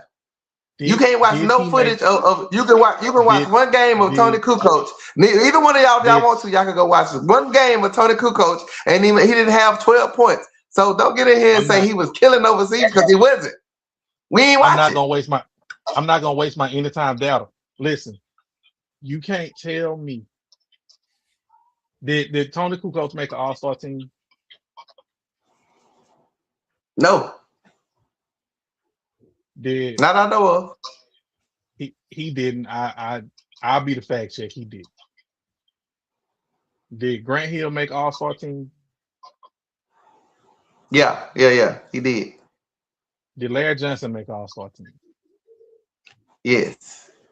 Did Glenn Rice make All-Star teams? Yeah. He did. I think so. He did. When Charlotte. Now, of all those players that we just named, that we said made All-Star. So what you saying is Tony? So y'all saying Tony Kukoc's not top 10 because he didn't make the All-Star team in the 90s? No. That ain't. You're not finna leave me that way. So what all of the players that we just named that made All-Star teams at any point during their career, did they play with Michael Jordan, and did they have a Bulls? Did they have the word Bulls across their jersey? 6 Man of the Year, 1, 2. No. Yeah, Tony Kukoc did make 6 Man of the Year. Go ahead. I already knew that. I Say it already again? knew that. I already knew that. I already knew he made 60. What's the question? The question is, all of those players that we just named that we said made all-star teams, did any of them play on the same Chicago Bulls team with Michael Jordan? No. No. Now, no, they didn't. Now, Anthony Davis, did he put on the Lakers jersey with LeBron? Yeah. Kyrie, Yeah, but if you gonna do he put on. Did Kyrie put on the Cavs jersey with LeBron? Horace Grant was an all-star. See, y'all just gonna throw that. Y'all ain't gonna say none of that though. I didn't know. Look, Horace Grant was an all-star. I didn't know he was an all-star with the Bulls. I thought it was just with Orlando. He went- I didn't know he made. I didn't know he thought made he an made it all-star with team Orlando. with the Bulls. I apologize. I'm wrong. So that's two. No, it's more than that. You just don't know. So he played with two. No, it's more than that. You just don't know. Tell me, All right, tell me hold who on. they were. He only made one all-star. He didn't even make an all-star in Orlando. He made an all-star in 93, 94 season. If you tell me who they were, I'll stop talking about it. But when you tell me who they were, count the numbers. I think that's hold on. And they Ain't that 93, 94 is when Houston won on their first championship. That's the year Jordan won there. So that's when he made an all-star. When Jordan went there. he made the all. Wait a minute. Whoa, hold on. This is a new wrinkle. Wait a What'd you minute. say? He made the all-star team. He made the all-star team with Jordan went down. Yeah, because they were Jordan won the 92, 93 finals. And they went the 93, 94 when Houston won their first title. And he made an all-star. He made an all-star that year.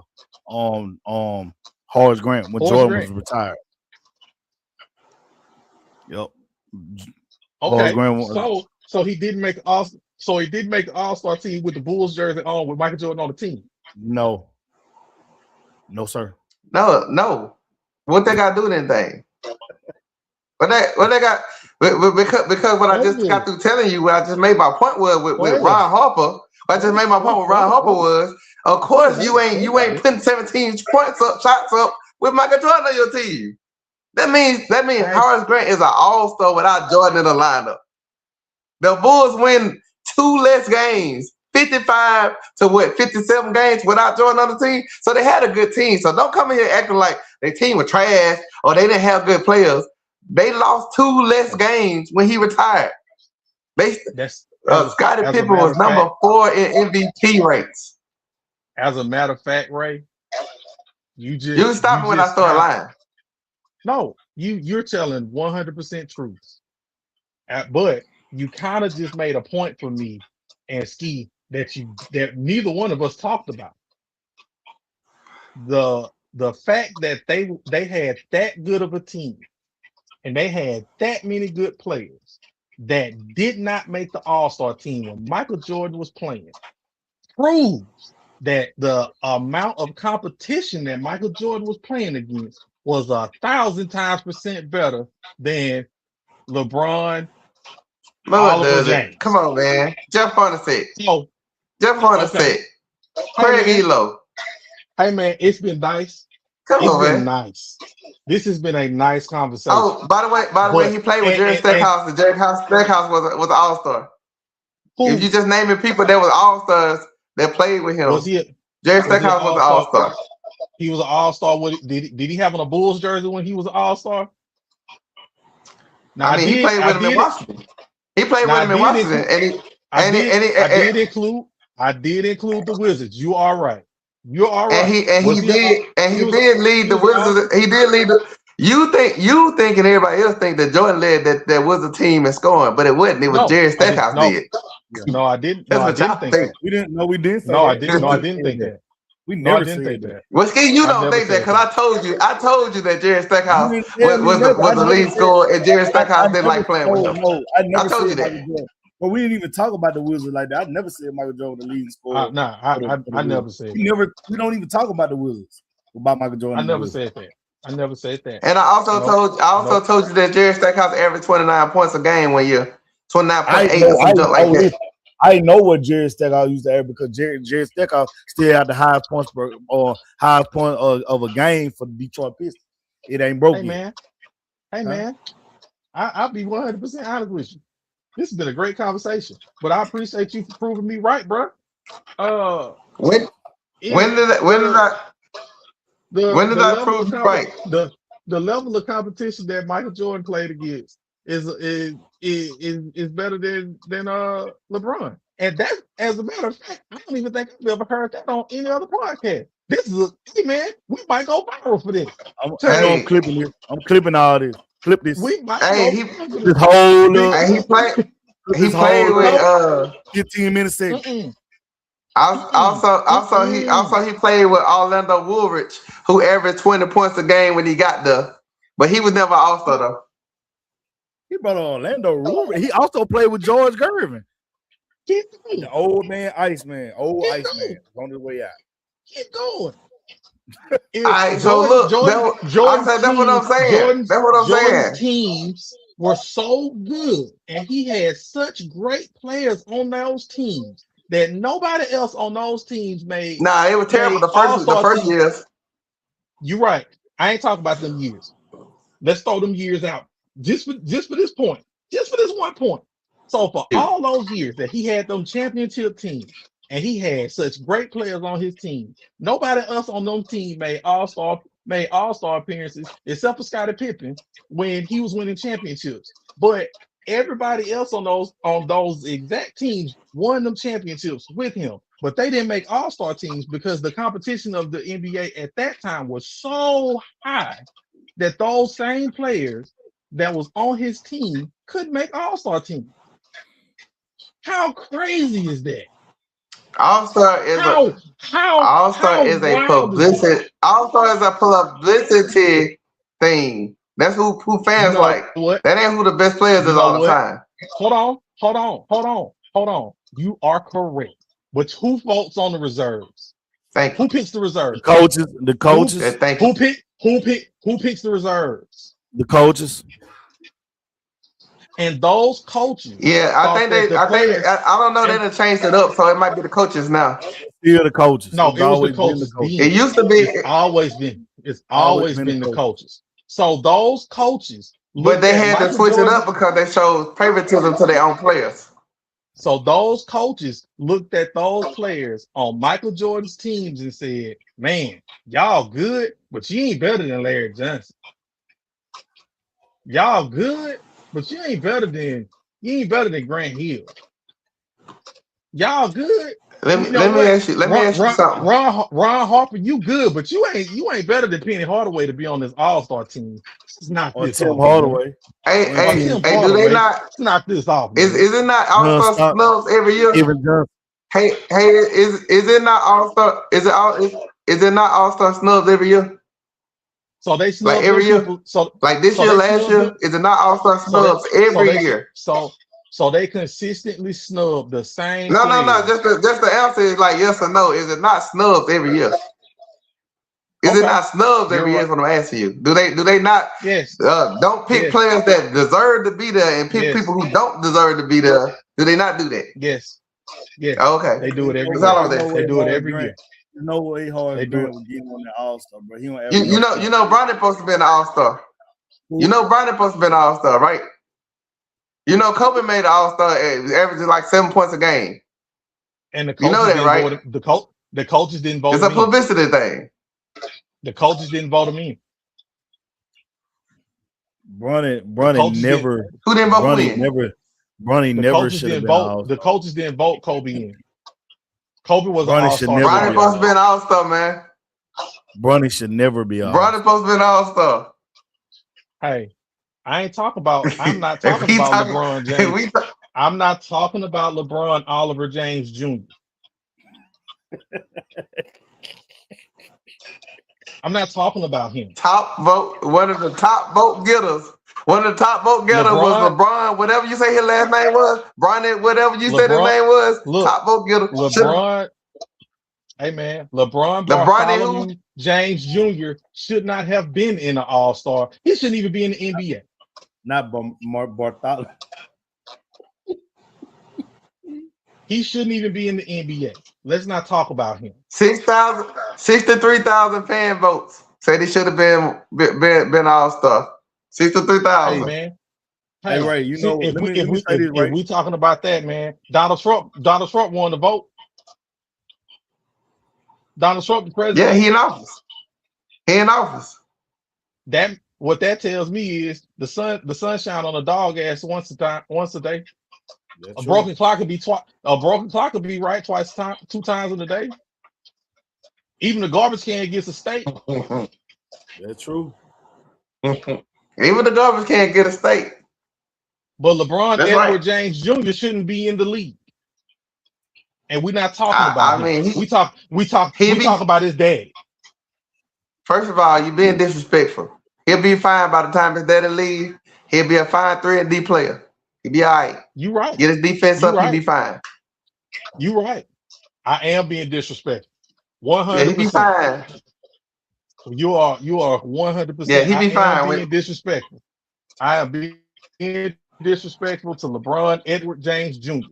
However, his daddy still played with 1 million All-Stars, and you cannot dispute the fact that Michael Jeffrey Jordan, because I know his real name, Michael Jeffrey Jordan, did not. But he said by the time LeBron retired, he's gonna be a 5-3 and D. Man, please, what, man? He is. Running the man. I was having a conversation with somebody at work today. They were like, they said as soon as LeBron James retire, they shipping Bronny out. I said, man, he be fine. Cause Bron got about 2 more seasons. He probably gonna try to wait till his other son get in there, and then Bronny got his act together a little bit. He'll be able to stay in there. I'm gonna tell you what I seen from Bronny. He's a miniature version of LeBron. He don't have no moves. He's a to take it back to the Bulls. You know who LeBron Anthony James Jr. is? He's Randy Brown. No, not Randy Brown. Not number 0. He's Randy Brown. Randy was a defensive specialist. Should have been Stacey King. Randy was a defensive specialist that could knock down some threes when he needed to. Randy Brown he wasn't it. You might well call him Butcher. Old Butcher. If he got his game up to Randy Brown's, he'd be all right. Old Bushler, old Scott Burrell. Judd Bushler. I'm talking about Burrell.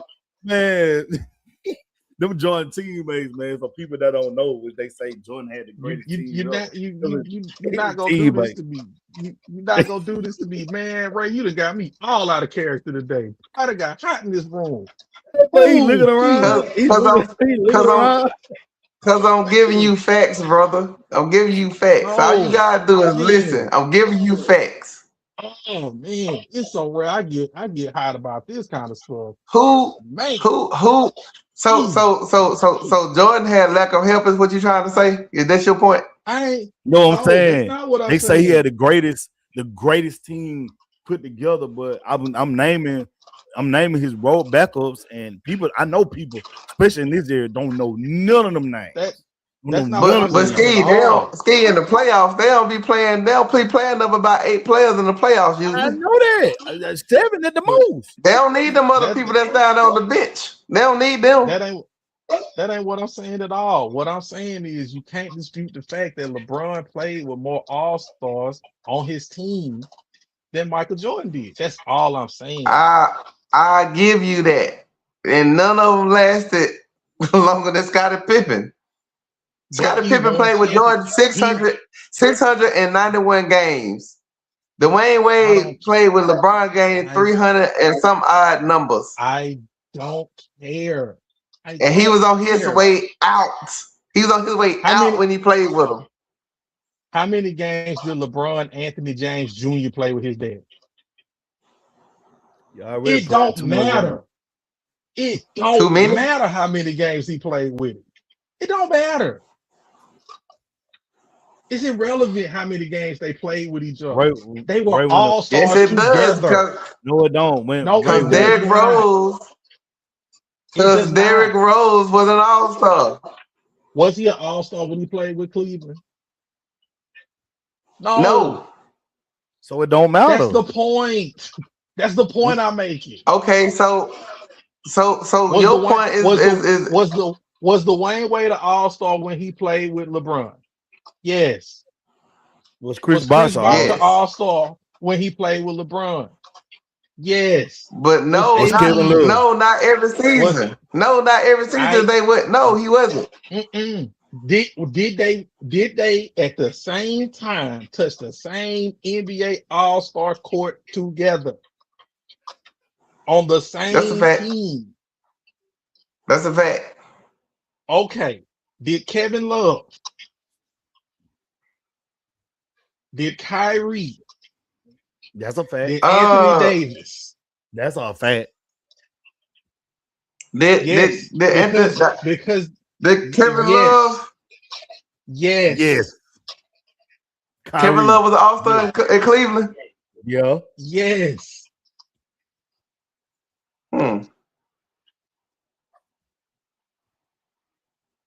Now you trying to research. Man, it kind of LeBron it kind of be makes walking no into- sense because like Dennis Rodman ain't been no all-star. Well, he's an all-star in Detroit. But when he got to the Was Bulls, he? he was not an all-star. But you know how important he was to the team because they got rebounded by Orlando the year before because Horace Grant had went to Orlando. I do not care. I don't. How you have a care. super team without 3 all-stars on it? Was the Bulls a super team? Did they go 72-10 with Rodman? But he wasn't an all-star. They didn't touch the court at the same time as an all-star. But the Bulls are ranked one of the greatest teams. They're ranked one of the greatest teams in history. Matter of fact, they had them ranked as the greatest team before the Warriors came with KD. Am I lying, Ski? Am I lying, Pew? Tell me when I'm lying. They had them same Bulls that didn't have number 2 all-stars, which is Scottie Pippen, and Michael Jordan. They had their team ranked as the greatest team ever until the Golden State Warriors came. And if you ask somebody, you couldn't tell if somebody who they bench players was outside of Michael Jordan, Scottie Pippen. I mean, I can tell you what they. I watch basketball, so I can tell you who they players was. And Ray, here's another hot take for you. Golden State still ain't the better team because they lost the goddamn championship. Yep. Man, the team with Durant on there. Yes. No. Yes. Did they? Yeah, you can't sit up in here and complain about lack of all-stars and then I throw 4 all-stars in your face with Warriors and you talking about the Bulls still better. You help me make my point. It's really 3 all-stars. Go ahead. Did they? It's 4 all-stars. It's 4 all-stars. Okay. It's 4 of their players went to the All-Star game. They had all-star jerseys on. They played at the same time. Right. It was 4 all-stars on the Warriors team. You're right. It was 4 all-stars. Just like the Pistons had 4 with Chauncey Billups and Rasheed Wallace and Rip Hamilton and Big Ben. They had 4. Just like the Hawks had 4 with freaking what was it? What the boy that do the podcast now? Anyway, they had 4 all-stars. You're right. I'm saying who? It's really 3. You're right. Let me. Okay. Hey. What's y'all Draymond Green was an all-star. Y'all are football guys, right? I watch. I watch football too. Yeah. I'm not a football guy. Right. Tom Brady and the Patriots, they won all them games and went and they didn't lose any games, and right? we lost. We're undefeated and lost. And right. That's right. You like the Patriots. And this ain't. I ain't being disrespectful when I say no. You ain't no disrespect. Them motherfucker lost. Okay. They won all them games and they lost in the Super Bowl, right? Yep. What's the only team in the NFL that went completely undefeated? Miami Dolphins. Miami Dolphins. Now, Ski, no disrespect. Yeah. Does that season mean as much to you? It don't mean as much to you. I would rather because lose they lost in the championship. season. I would rather lose in the season. If we would have lost, I'm gonna tell you like this: if we would have lost that game to the Giants at the end of the season, because we played them the last game of the season, we ended up winning by 17. If we would have lost that game and then won the championship, I'm cool. But to get to the championship and lose how we lost, it's pointless. That was a wash. It was a great. That's Yeah, it was a great game. That was a wash. It was a great game. It was a great game. Now, the Bulls went. The Bulls went 72. The Bulls went 72-10. Horrible game. And they won. They went all the way through, and they won the championship. Yep. The Warriors went 73-9, and they nutted up in the championship. That season means absolutely nothing to me. And they were giving them games for them to go 73-9 too. They were cheating a little bit. And they lost the championship. They could have went 81-1. They lose the championship. I don't care. It's a wash. but if you take into context, because you see now what y'all be doing is switching numbers up with me. Like y'all switch numbers and then I do context. Y'all switch numbers and then I do context. Context What's the context? The Patriots was the best team that season. They just lost. They were the best team. They got outplayed that game. But they were the best team. They didn't get outplayed that game. It was some key stuff that happened that game. They did on the game plan. It was a really big catch that happened that game. They didn't make adjustments in that game, especially with the O-line, with Brady, all that. Then the players have to make plays. Giants made. If they don't get that catch, though, the game over with. No, it ain't about the catch. Asante Samuels had an interception go right through his hands while he was sitting on there talking about Dion. He had an interception go right through his hand that would have won the game for us. Yeah, he did. Dropped through his hand. That was it. I know this in football. If you have an interception and you drop that interception, it's going to probably be a touchdown. It's just going to be a touchdown. Probably finna go for the touchdown after that. It's going to be a touchdown on that drive. That's a fact. So Pew. All I'm saying is, yeah, go ahead. Go ahead. So Pew, what I'm trying to say is, the 73-9, that was a great season. 72-10, better because like you say, they better because they finished the job. But always the best team doesn't win the whole thing. Sometimes, the way the universe works, like it just don't. Just like I feel like that the Pacers would have beat the OKC last year if Halliburton would have played the whole series. If he was able to play, the Pacers weren't the best team though. They was on so much of a run. Just like how much you give Dirk credit for who he played and how he played in the 2011 playoffs. His team wasn't better than those teams. He just was better than everybody he faced. There was no answer for him that year. Just like D Wade in 2006, there was no answer for them that year. He had a top 3 point guard of all time mentally, and he had a defensive player of the year on his team in Tyson Chandler. Okay, we just fine. But he had Jason Terry averaging almost 20. But he had the man with the mind as a top 3 point guard of all time. He might not what he was, and he got good defense. But I'm saying he might not what he was. But he might not what he was athletically in the past. But he's smart. He still had the IQ. He still could pass, and he's developed that set shot. Well, you know what? I take that back. We were just disrespecting his team. His team was better than some of them teams they beat. Like the Trailblazers, they were better than the Trailblazers. Listen, man. Listen. That team was just, like I said, everything got to gel for you to win the championship. A lot of stuff got to go right. They put the right. You know what I'm saying? They put the right pieces out there.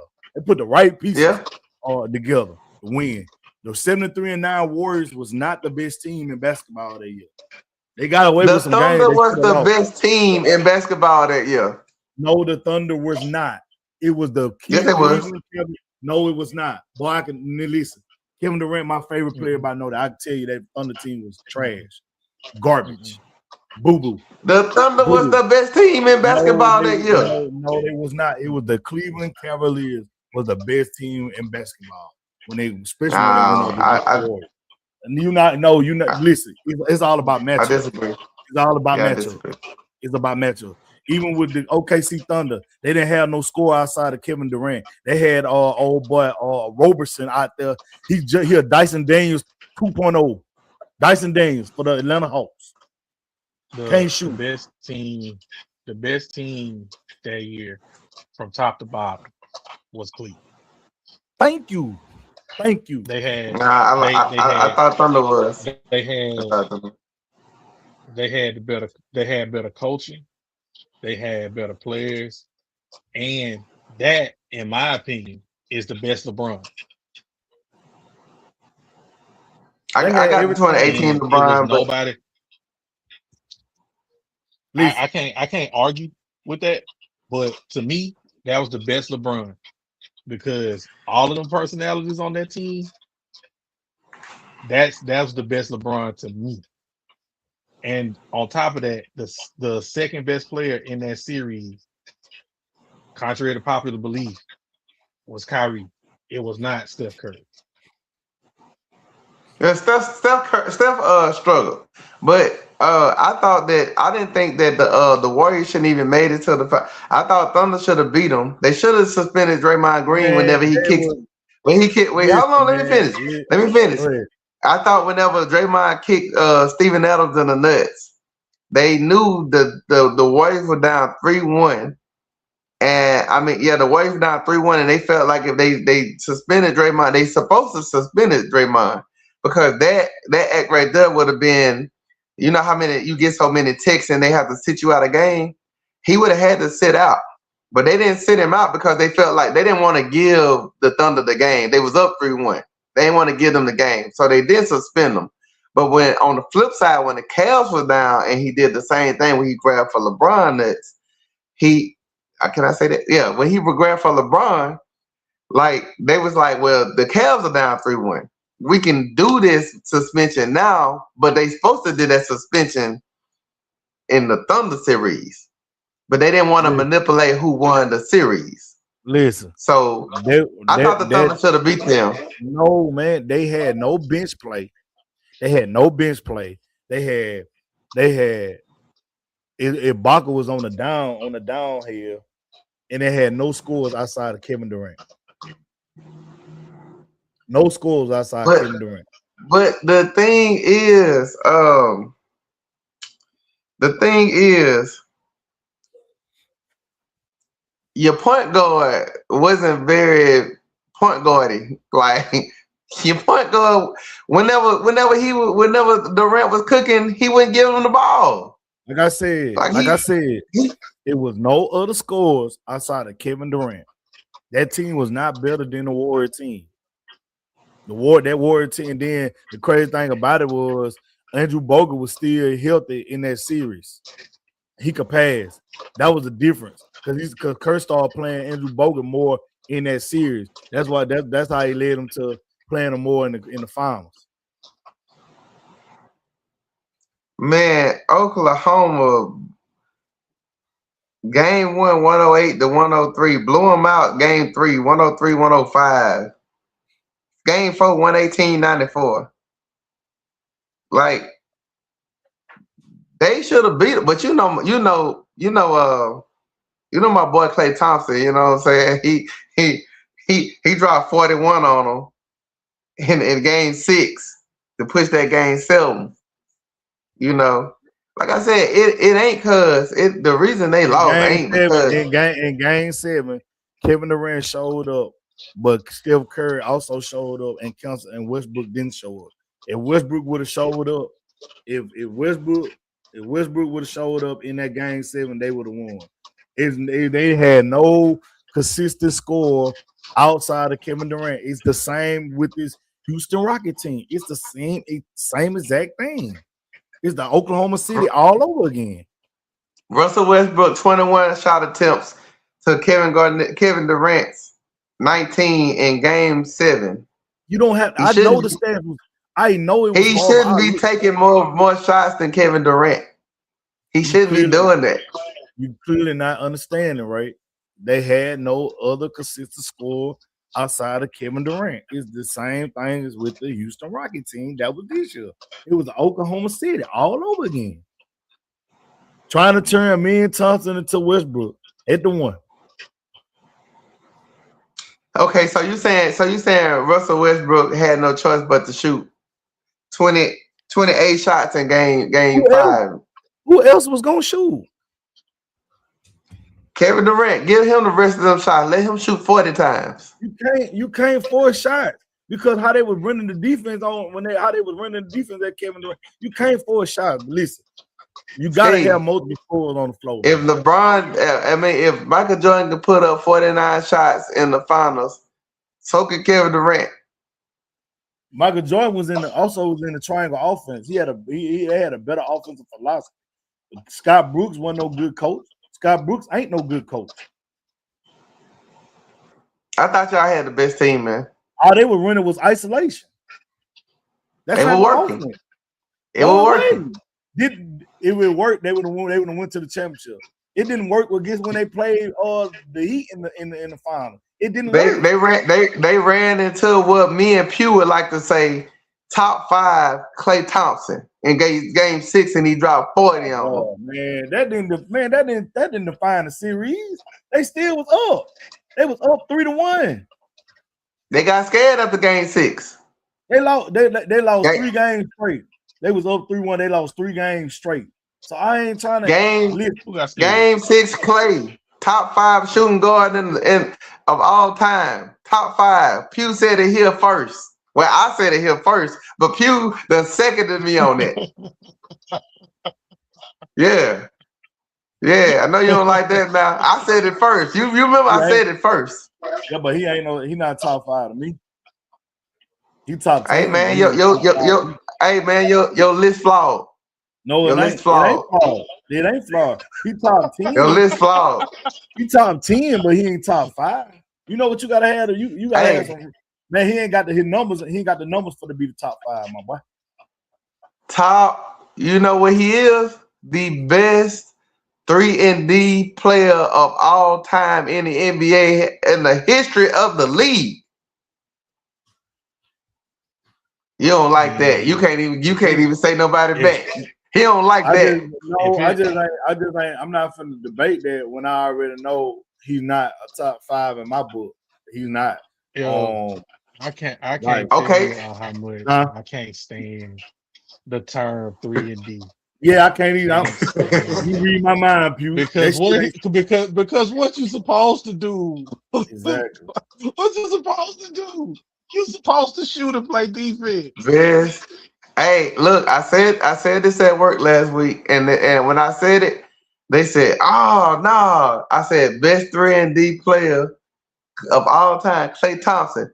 Nah, so then they try to throw Paul George, and I said, "Paul George ain't 3-and-D." They say, "Yes, he is." I'm like, "Bro, they said you can't diminish because he can do other stuff, but he 3-and-D." I was like, "No, he not. He slash, he do a lot of other stuff, so he won't be characterized in 3-and-D." So you know what kind of names came up when we Googled 3-and-D? It was like Bruce Bowen. It was like Bruce Bowen. Hey, let me ask y'all this. Let me ask you this. So they started 3-and-D shit with this generation, but ain't no way Klay Thompson in my top 5. Man, he top 5 to me. He had Megan too. He ain't even got 20,000 points. He don't even have 20,000 points. I bet he got more points than not Ray Allen. Derrick Rose. Not Ray Allen. Ray Allen played for 20 seasons. Derrick Rose not in my top 5 PGs. So what are you talking about? Oh, I never said Derrick Rose. Okay. All right. Oh man, boy. I wish we could get rid of that term, boy. What? Oh man, I 3 and wish we D. could get rid of that term. 3 That and 3 D. and D. That's so. They That's join so. 3 and D. stupid to- Klay that's Thompson, so best 3 and stupid D to me, ever. man. Or that term stretch big. I hate that too. I can't stand some of these. I don't hear that terms no they more. come up with. They still say Man, that. say, stretch hey, big. hey, look, saying somebody's the best 3 and D player saying is like saying, man, this dude's the best black rapper. What does that even mean? 3 and D, Everybody bro. shoots the ball and plays defense. Nah, everybody don't do that. You know, everybody Bro, don't do you it. know what I'm saying? though, he don't have a 20,000 points, bro. He's not cracking the I'm top finna see five. how many points he got. He got 17,000. Everybody That's Hall of Fame. He's not gonna make 20,000. That's Hall of Fame. Crazy. No, it's not. He not top That's five. He Hall of Fame because he got Klay the chip. Thompson. Klay Thompson not Hall of Fame. Yeah, he gonna get a Hall of Fame because he got He'll the get in chip. the Hall of Fame. Okay. Yeah, that's without a doubt. Yeah, he gonna get in the Hall of Fame. Yeah, and then he got some records. He got some records Hall of like Fame. 37 and he got some records, bro. He gonna get it. But I'm saying top five. His points ain't more than Ray Allen. Ray Allen got already 25,000 points. He played 20 seasons. Ooh, I ain't got nothing to do Ray with that. Allen. I ain't got nothing to do with that. He stayed in great shape. When you get down to that fifth player in the top five of anything, like that's the one that's the most debatable. Yeah, like you. But hey, y'all know Devin Booker got since y'all talking about Devin Booker the other day. Y'all know Devin Booker got 18,000 points to Klay Thompson 17,000. I'm not surprised because Devin Booker scored and he also was brought in to be the franchise player. Klay sharing shots with Steph. They literally have played 11 seasons apiece because Klay Thompson been hurt for 2 seasons. Right. I don't care. Right. That boy still scared. Clip this. He's scared right now. Thank you. Clip this. So you're comparing a supposed to be franchise player who's the first option to a person who's a second option that was with Steph Curry. It's no way. It's no way. It's no way you comparing it. Hey, okay, so look. So we got Devin Booker gonna be Hall of Fame, and so is Klay Thompson. Stop talking about Devin Booker. Hall of Fame. Stop saying that man's name. That just gives me Hall more of bullets Fame. to put in the gun to say that he's scared. Stop talking about Hall of Fame book. Hall of Fame book. Devin Booker is a great player. Hall of Fame book. I'm not taking Devin Booker over Klay Thompson. I ain't taking neither one of them. But see, I know you're a Klay Thompson fan too, like I am. So you know, we don't put him in our top 5. I ain't Klay Thompson fan. But Devin Booker is not creeping up into my top 10 of shooting guard. I cannot. Definitely ain't in my top 10. Man, listen. I can't so deal in people that get. I can't deal in people in the NBA that get frightened. So let me ask y'all this. Y'all watch the Lakers versus Thunder? I'm not gonna waste my anytime data on watching LeBron get a sweep or get a gentleman's sweep. I won't do it. I ain't watching. Man, that's over. You think they should be able to get a game? They're not. I would. They should have got one last night. They should have got one last night. I'd be so proud of LeBron. So LeBron James, they got a game. So LeBron James shot the ball 17 times. Y'all ain't saying he's scared because he's old. He's old, bro. You talking about a 40? You talking about a 42-year-old? Hey, you know what? 42-year-old compared to a 30-year-old. I didn't 30. If this was LeBron early in his career, I'd say that. But this is LeBron late in his career, and I don't believe that LeBron is scared to shoot the ball. Yeah. I really don't. What up, my boy? All right. You right. So yeah. So it was another question to me asking me this today. They said, do you think the Lakers do you think LeBron could get a game out of Thunder? They said if you could take any LeBron from any era of him playing, will he be able to get a game out of the Thunder? And my answer was, yeah.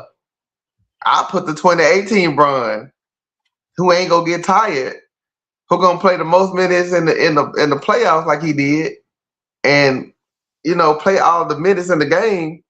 And so I said, but shoot, you might want to get that. You might want to get that Miami Heat LeBron to try to get some defense, and he ain't gonna get tired. But I would give him the 2018, and I would get that. I think he could get one game at least.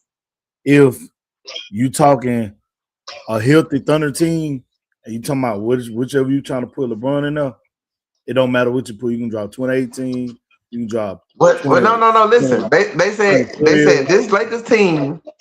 Listen. They said this Lakers team, and I said, well, is Luka healthy or not? And they said, yeah, Luka could be healthy. I said, oh yeah, LeBron will get in the game. They get in the game. If I can put the 2018 LeBron. But you get more than a game because you got two generational players over there. Like, come on, be for real. That shouldn't even be a question. If you got Luka with this LeBron, they get a game. Yeah. You think if Luka came back, they could get a game with them? Not now. If he was playing early in the playoffs. If he was healthy, yeah. If he's healthy, yeah, they get a game. They get a game. He'll get hot from three. But if you just saying LeBron by himself with this current Lakers team, I'm taking. Well, they got Reeves over there. LeBron. They got Reeves over there. I'm taking. Yeah, Reeves ain't no factor like that when he play against dogs. I keep telling you that. I'm taking Pew. That's a good person to take because that was the lockdown LeBron that you could put on guards and all that. Yeah. And, bro, not locking. Listen. I'm glad you brought it up because I'm tired. You not locking nobody up if they getting the average. I don't want to hear that. He ain't going no shade. I seen him last night. Those folks be double team. Hell, even when he was in his prime. Even when he was in his prime in Miami, he was running from Kevin Durant. They were putting Dwayne Wade on him. Man, come on, bro. He was running from Kevin Durant in Cleveland. They put Shane. We ain't talking about Kevin Durant. We talking about Shea. He could have been able to slow Shea down a little bit. Shea is 6'6". What are you talking about? I don't care. We talking about. We talking about Miami Heat. The Miami Heat. LeBron. He would have slowed him down. I'm not saying that he was gonna lock Shea up. I don't think anybody can lock Shea up. No. Shea. I don't think Shea can be locked up. But what LeBron in that year could have done is he could have made it hard for him. Because he definitely did that for Derrick Rose. He definitely made it hard for Derrick Rose. Pause. Man, come on, bro.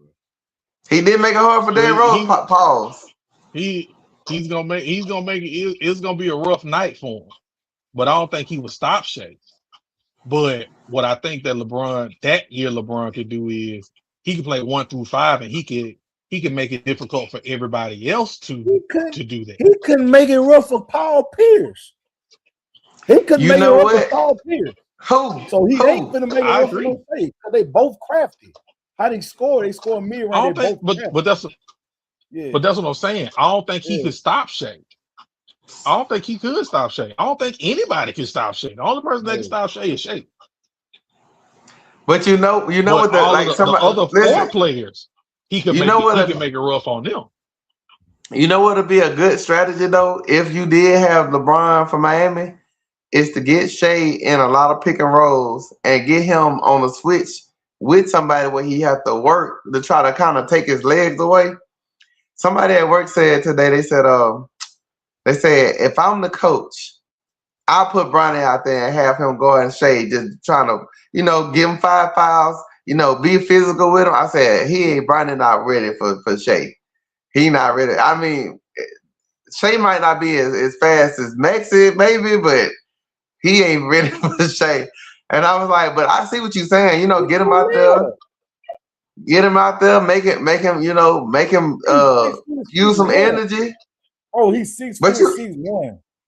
The best thing that I think you can do is get Shea, just like they did with Steph. They made Steph work, and Steph did not shoot the ball well in the finals. You're showing me. Listen, I know you played basketball, but you're showing me how IQ ain't not the roof, because you're talking about a 6-foot guy, maybe 6'1", guarding a 6'6" with long arms that's very skilled and can post and shoot a fadeaway. What the freak is he gonna do? I just said you're talking about Steph is 6'3" and like to run around. We're talking about a 6'6" guard that can post too. And no, listen. No, listen. You're not listening to what I'm saying. I said what the Cavs did to him was make him they made him work on the offensive end. You didn't hear. So what I'm saying is you have to make Shea work on. I mean on the defensive end. You have to make Shea work on the defensive end and hope that it affects his shooting on the offensive end. That's what I'm saying. Listen, right? Steph Curry run around screens. He wasn't known for being a defender. We know Shea plays defense. Shea don't run around screens. Shea he plays at his own pace.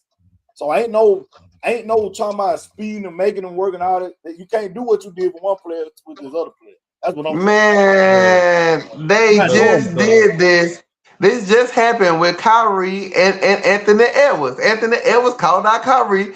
Anthony Edwards was dog tired. It affected him on the offensive end. This is simple basketball. If you work Shea not no freaking robot. He'll get tired, but it's gonna take a lot to get him tired. Probably take him about half the series to get him tired.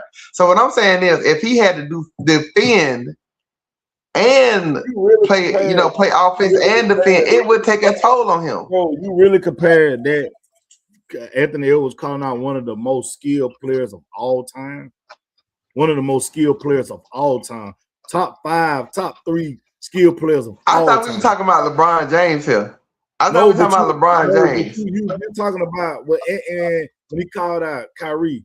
Bro, you can't do same thing to different players. Every player, you got to come up with a different strategy. That notion of making him tired is not going to work. Now, what JJ Redick did last night of trapping him like he be doing Kevin Durant, that worked. Yeah. Get the ball out of his hand, run them blind traps, because he had 7 turnovers last night too. You got to trap. The way you stop Shea is you take the ball out of his hand. Yeah. That's how you stop him. If he got the ball, for one, he's not gonna waste that much time with you. Especially if you know that he's bigger than you, he gonna walk you down to that elbow. He gonna get with you down there. Yep. If you too big, he gonna take you out on that 3, and he gonna ISO you out there, and he gonna blow by you, and he gonna make you foul. Right. The best thing you can do for somebody like Shea, you trap them as soon as they cross half court so they can get the ball out their hand. So Pew, you don't think that I get what you're saying, Ski. You got to have somebody that's skilled enough to make them be able to work on the offensive end. No, that's not what I'm saying. I mean, on the defensive end. You can listen. You can have somebody skilled on offensive end. That's fine, but we know Shea to play defense. So OKC pride themselves and take their head off playing defense. His game is not predicated on speeding up, showing that he played his own plays on offense. So by you saying you're gonna do this and that on defense and make him work and make him tight on offense, it's not gonna work, because you don't have to run around screens constantly like Steph do. He gets to his spot and he worked the mid range. He's like I said, looking at him, I look at Paul Pierce. Him and Paul Pierce kind of got like something like the same kind of game with their mid range, with their step back, stuff like that. Mm-hmm. Paul Pierce played at his own pace. I don't care who you had, who he was guarding, he still came out there and gave you the beat.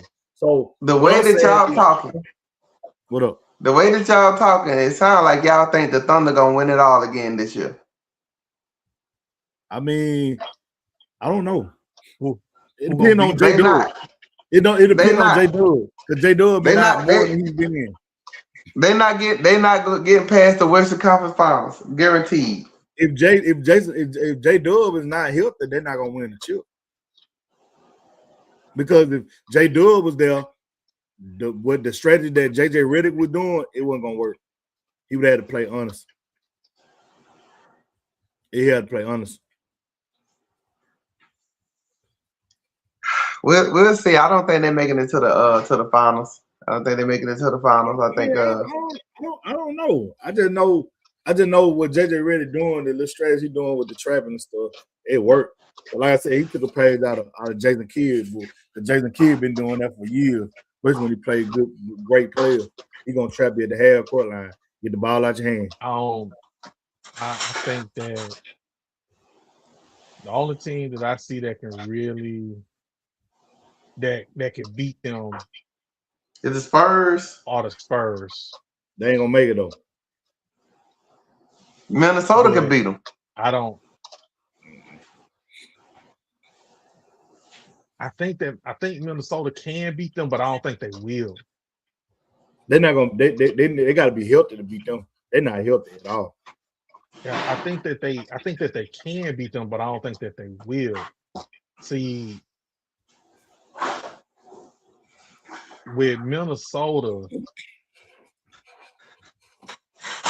they're not healthy, and Ant is a calf strain away from not playing at all. Yeah, knee. He a Spurs. knee. Yeah, ACL. Yeah, away. a knee. Yeah, ACL. Yeah. With the Spurs, the hate that Wemby got for what's his face? What's old boy name? For Chet. Chet. Yeah. He hate that man. Like it's legit. Like he hate that man. You know they played against each other when they were younger. Oh, that probably was. They've been playing against each other forever. They've been playing each other for a long time. Yeah, that wild. They legit both hate each other. And the difference between those two teams is not only does Wemby hate Chet, but the Spurs hate OKC as a unit. Yeah, they do. And they believe. And they've been beating them this year too. And they beat them like 4 games to win. They beat them 4 games to win. And them boys believe that they can beat OKC. And they want OKC. I think that might be the problem for them. They might be looking past Minnesota because they want OKC so bad. But you know it's all about the matchup. But you know it's all about can't look past OKC and they down 0-1. They can't look past them like that. But it's all about the matchup though. This is even if these folks was healthy, it's a bad matchup for the Spurs because Julius Randle can take Wemby out the dribble. He can get physical with him. They can go to that super small lineup with Naz Reid. With Naz Reid out there and Naz Reid at the 5, Naz Reid gonna pull Wemby out of there because he can shoot. Then you got who you gonna put Stephon Castle on? You ain't gonna keep him on Ant-Man. Then you got Julius Randle. Like I said, if Bones Highland be scoring, then you got Jaden McDaniels. You got the little kid Shannon Jr. off the bench, and then the other dude, the little kid that came with the dread that came from Chicago. Last name, some I guess he got a foreign last name. He put up that. Yeah. I'm telling you, they got the right recipe to beat them. They got the right recipe. I know, and that's what I'm saying. Like, I think that the Spurs, they want OKC so bad that they looking past them, and the Timberwolves are dangerous. Right. But if anybody's gonna beat OKC, I think it'll be the Spurs. Yeah, without a doubt. It's like I say, it's the matchups. But if OKC don't draw the Spurs, they'll win the championship. Yeah. Because to be honest with nobody in the East beating them. To be honest with you, Minnesota got they gonna give the Spurs, keep getting the Spurs a problem because they number one, they got too many people that can score. The thing about OKC is you really have one legit scorer. J Dub been out the lineup all year, man. Hurt. So you only really got one legit scorer. Mm-hmm. Chet had a game last night because how the defense was playing against Shea, but Minnesota got the recipe for him. Like I said, I think they're gonna pull it out. I think Minnesota can win too. I'm just glad Denver ain't in there. I'm sick of them. That's all I was concerned with. I was just like, I just don't want them to. I don't want to see Denver. I don't want to see Denver win nothing else. Yeah, they got their championship gear wrap though to them when they played the Heat. And I'm so glad that window closed on them. It's over with. Hey, you never brought up on this show how Jokic they said Jokic's path to the finals was the easiest way. It's the easiest path to the finals. They probably not lying. Listen, we got to at the end of this playoff, we got to have a serious conversation about how Jokic feel. He got to get the same critique as we get the other greats. If you're gonna be called the best player in the league and you're gonna have all these MVPs, you gotta get critique. That's just straight up. Jokic ain't do nothing wrong. Huh? Jokic ain't do nothing wrong. Y'all trying to mispunt y'all. It's not. Listen, he showed up 2 games maybe. 2 games maybe.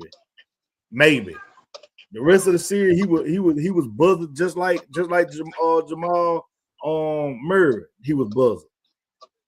Hey, if this was LeBron James during his prime.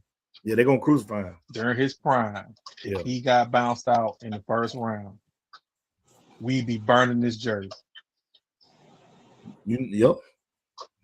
Yeah, but LeBron is different. He gets unfairly criticized anyway. They just crucified. Listen, they've been crucifying Kevin Durant. He lost the first round. He got swept this, that, and third. I ain't hearing nothing about Jokic. They had home court advantage. We killing Kevin Durant. He ain't no leader. He ain't this. He ain't that. He need this. He need that. All they said about Jokic is he lost. That's it. And he had home court advantage. He was at the crib. We need to burn that 15. He shouldn't even be wearing that 15. He need to take off Carmelo Anthony jersey. That's true. Well, Jokic is the GOAT, man. Well, listen, right, bro. I'm gone, man. Inside the mud. Hey, I appreciate everybody that tuned in tonight. You got anything else to say? Man, that dude crazy, man. Man, you got anything to say right before we get out of here, man? Yeah, man. Hey, look. Stop disrespecting top 5 Jokic. Jokic is top 5 all-time center, and he ain't number 5. I got a probably right at number 1. So he the GOAT right now. He the best player in the NBA right now. Can't be stopped. I'll take him over Dirk any day. Twice on Sunday. So yeah, he the GOAT. And then you got LeBron, and then you got Bronny James at number 3, all-time best players of the league. Okay. Depending on everybody's schedule the weekend, we're gonna do a top 5 of all-time debate. Who you got on the pod? All right. We're gonna do that on the pod. Top 5 Bet of all time. Bet. All time now. Bet. I'm good with that. That's a bet. We appreciate this. We appreciate everybody. Make sure y'all hit that like and subscribe. Bring some people in. Tell some more people and bring them in. And we up out of here. We up out of here. All right, fellas. All right.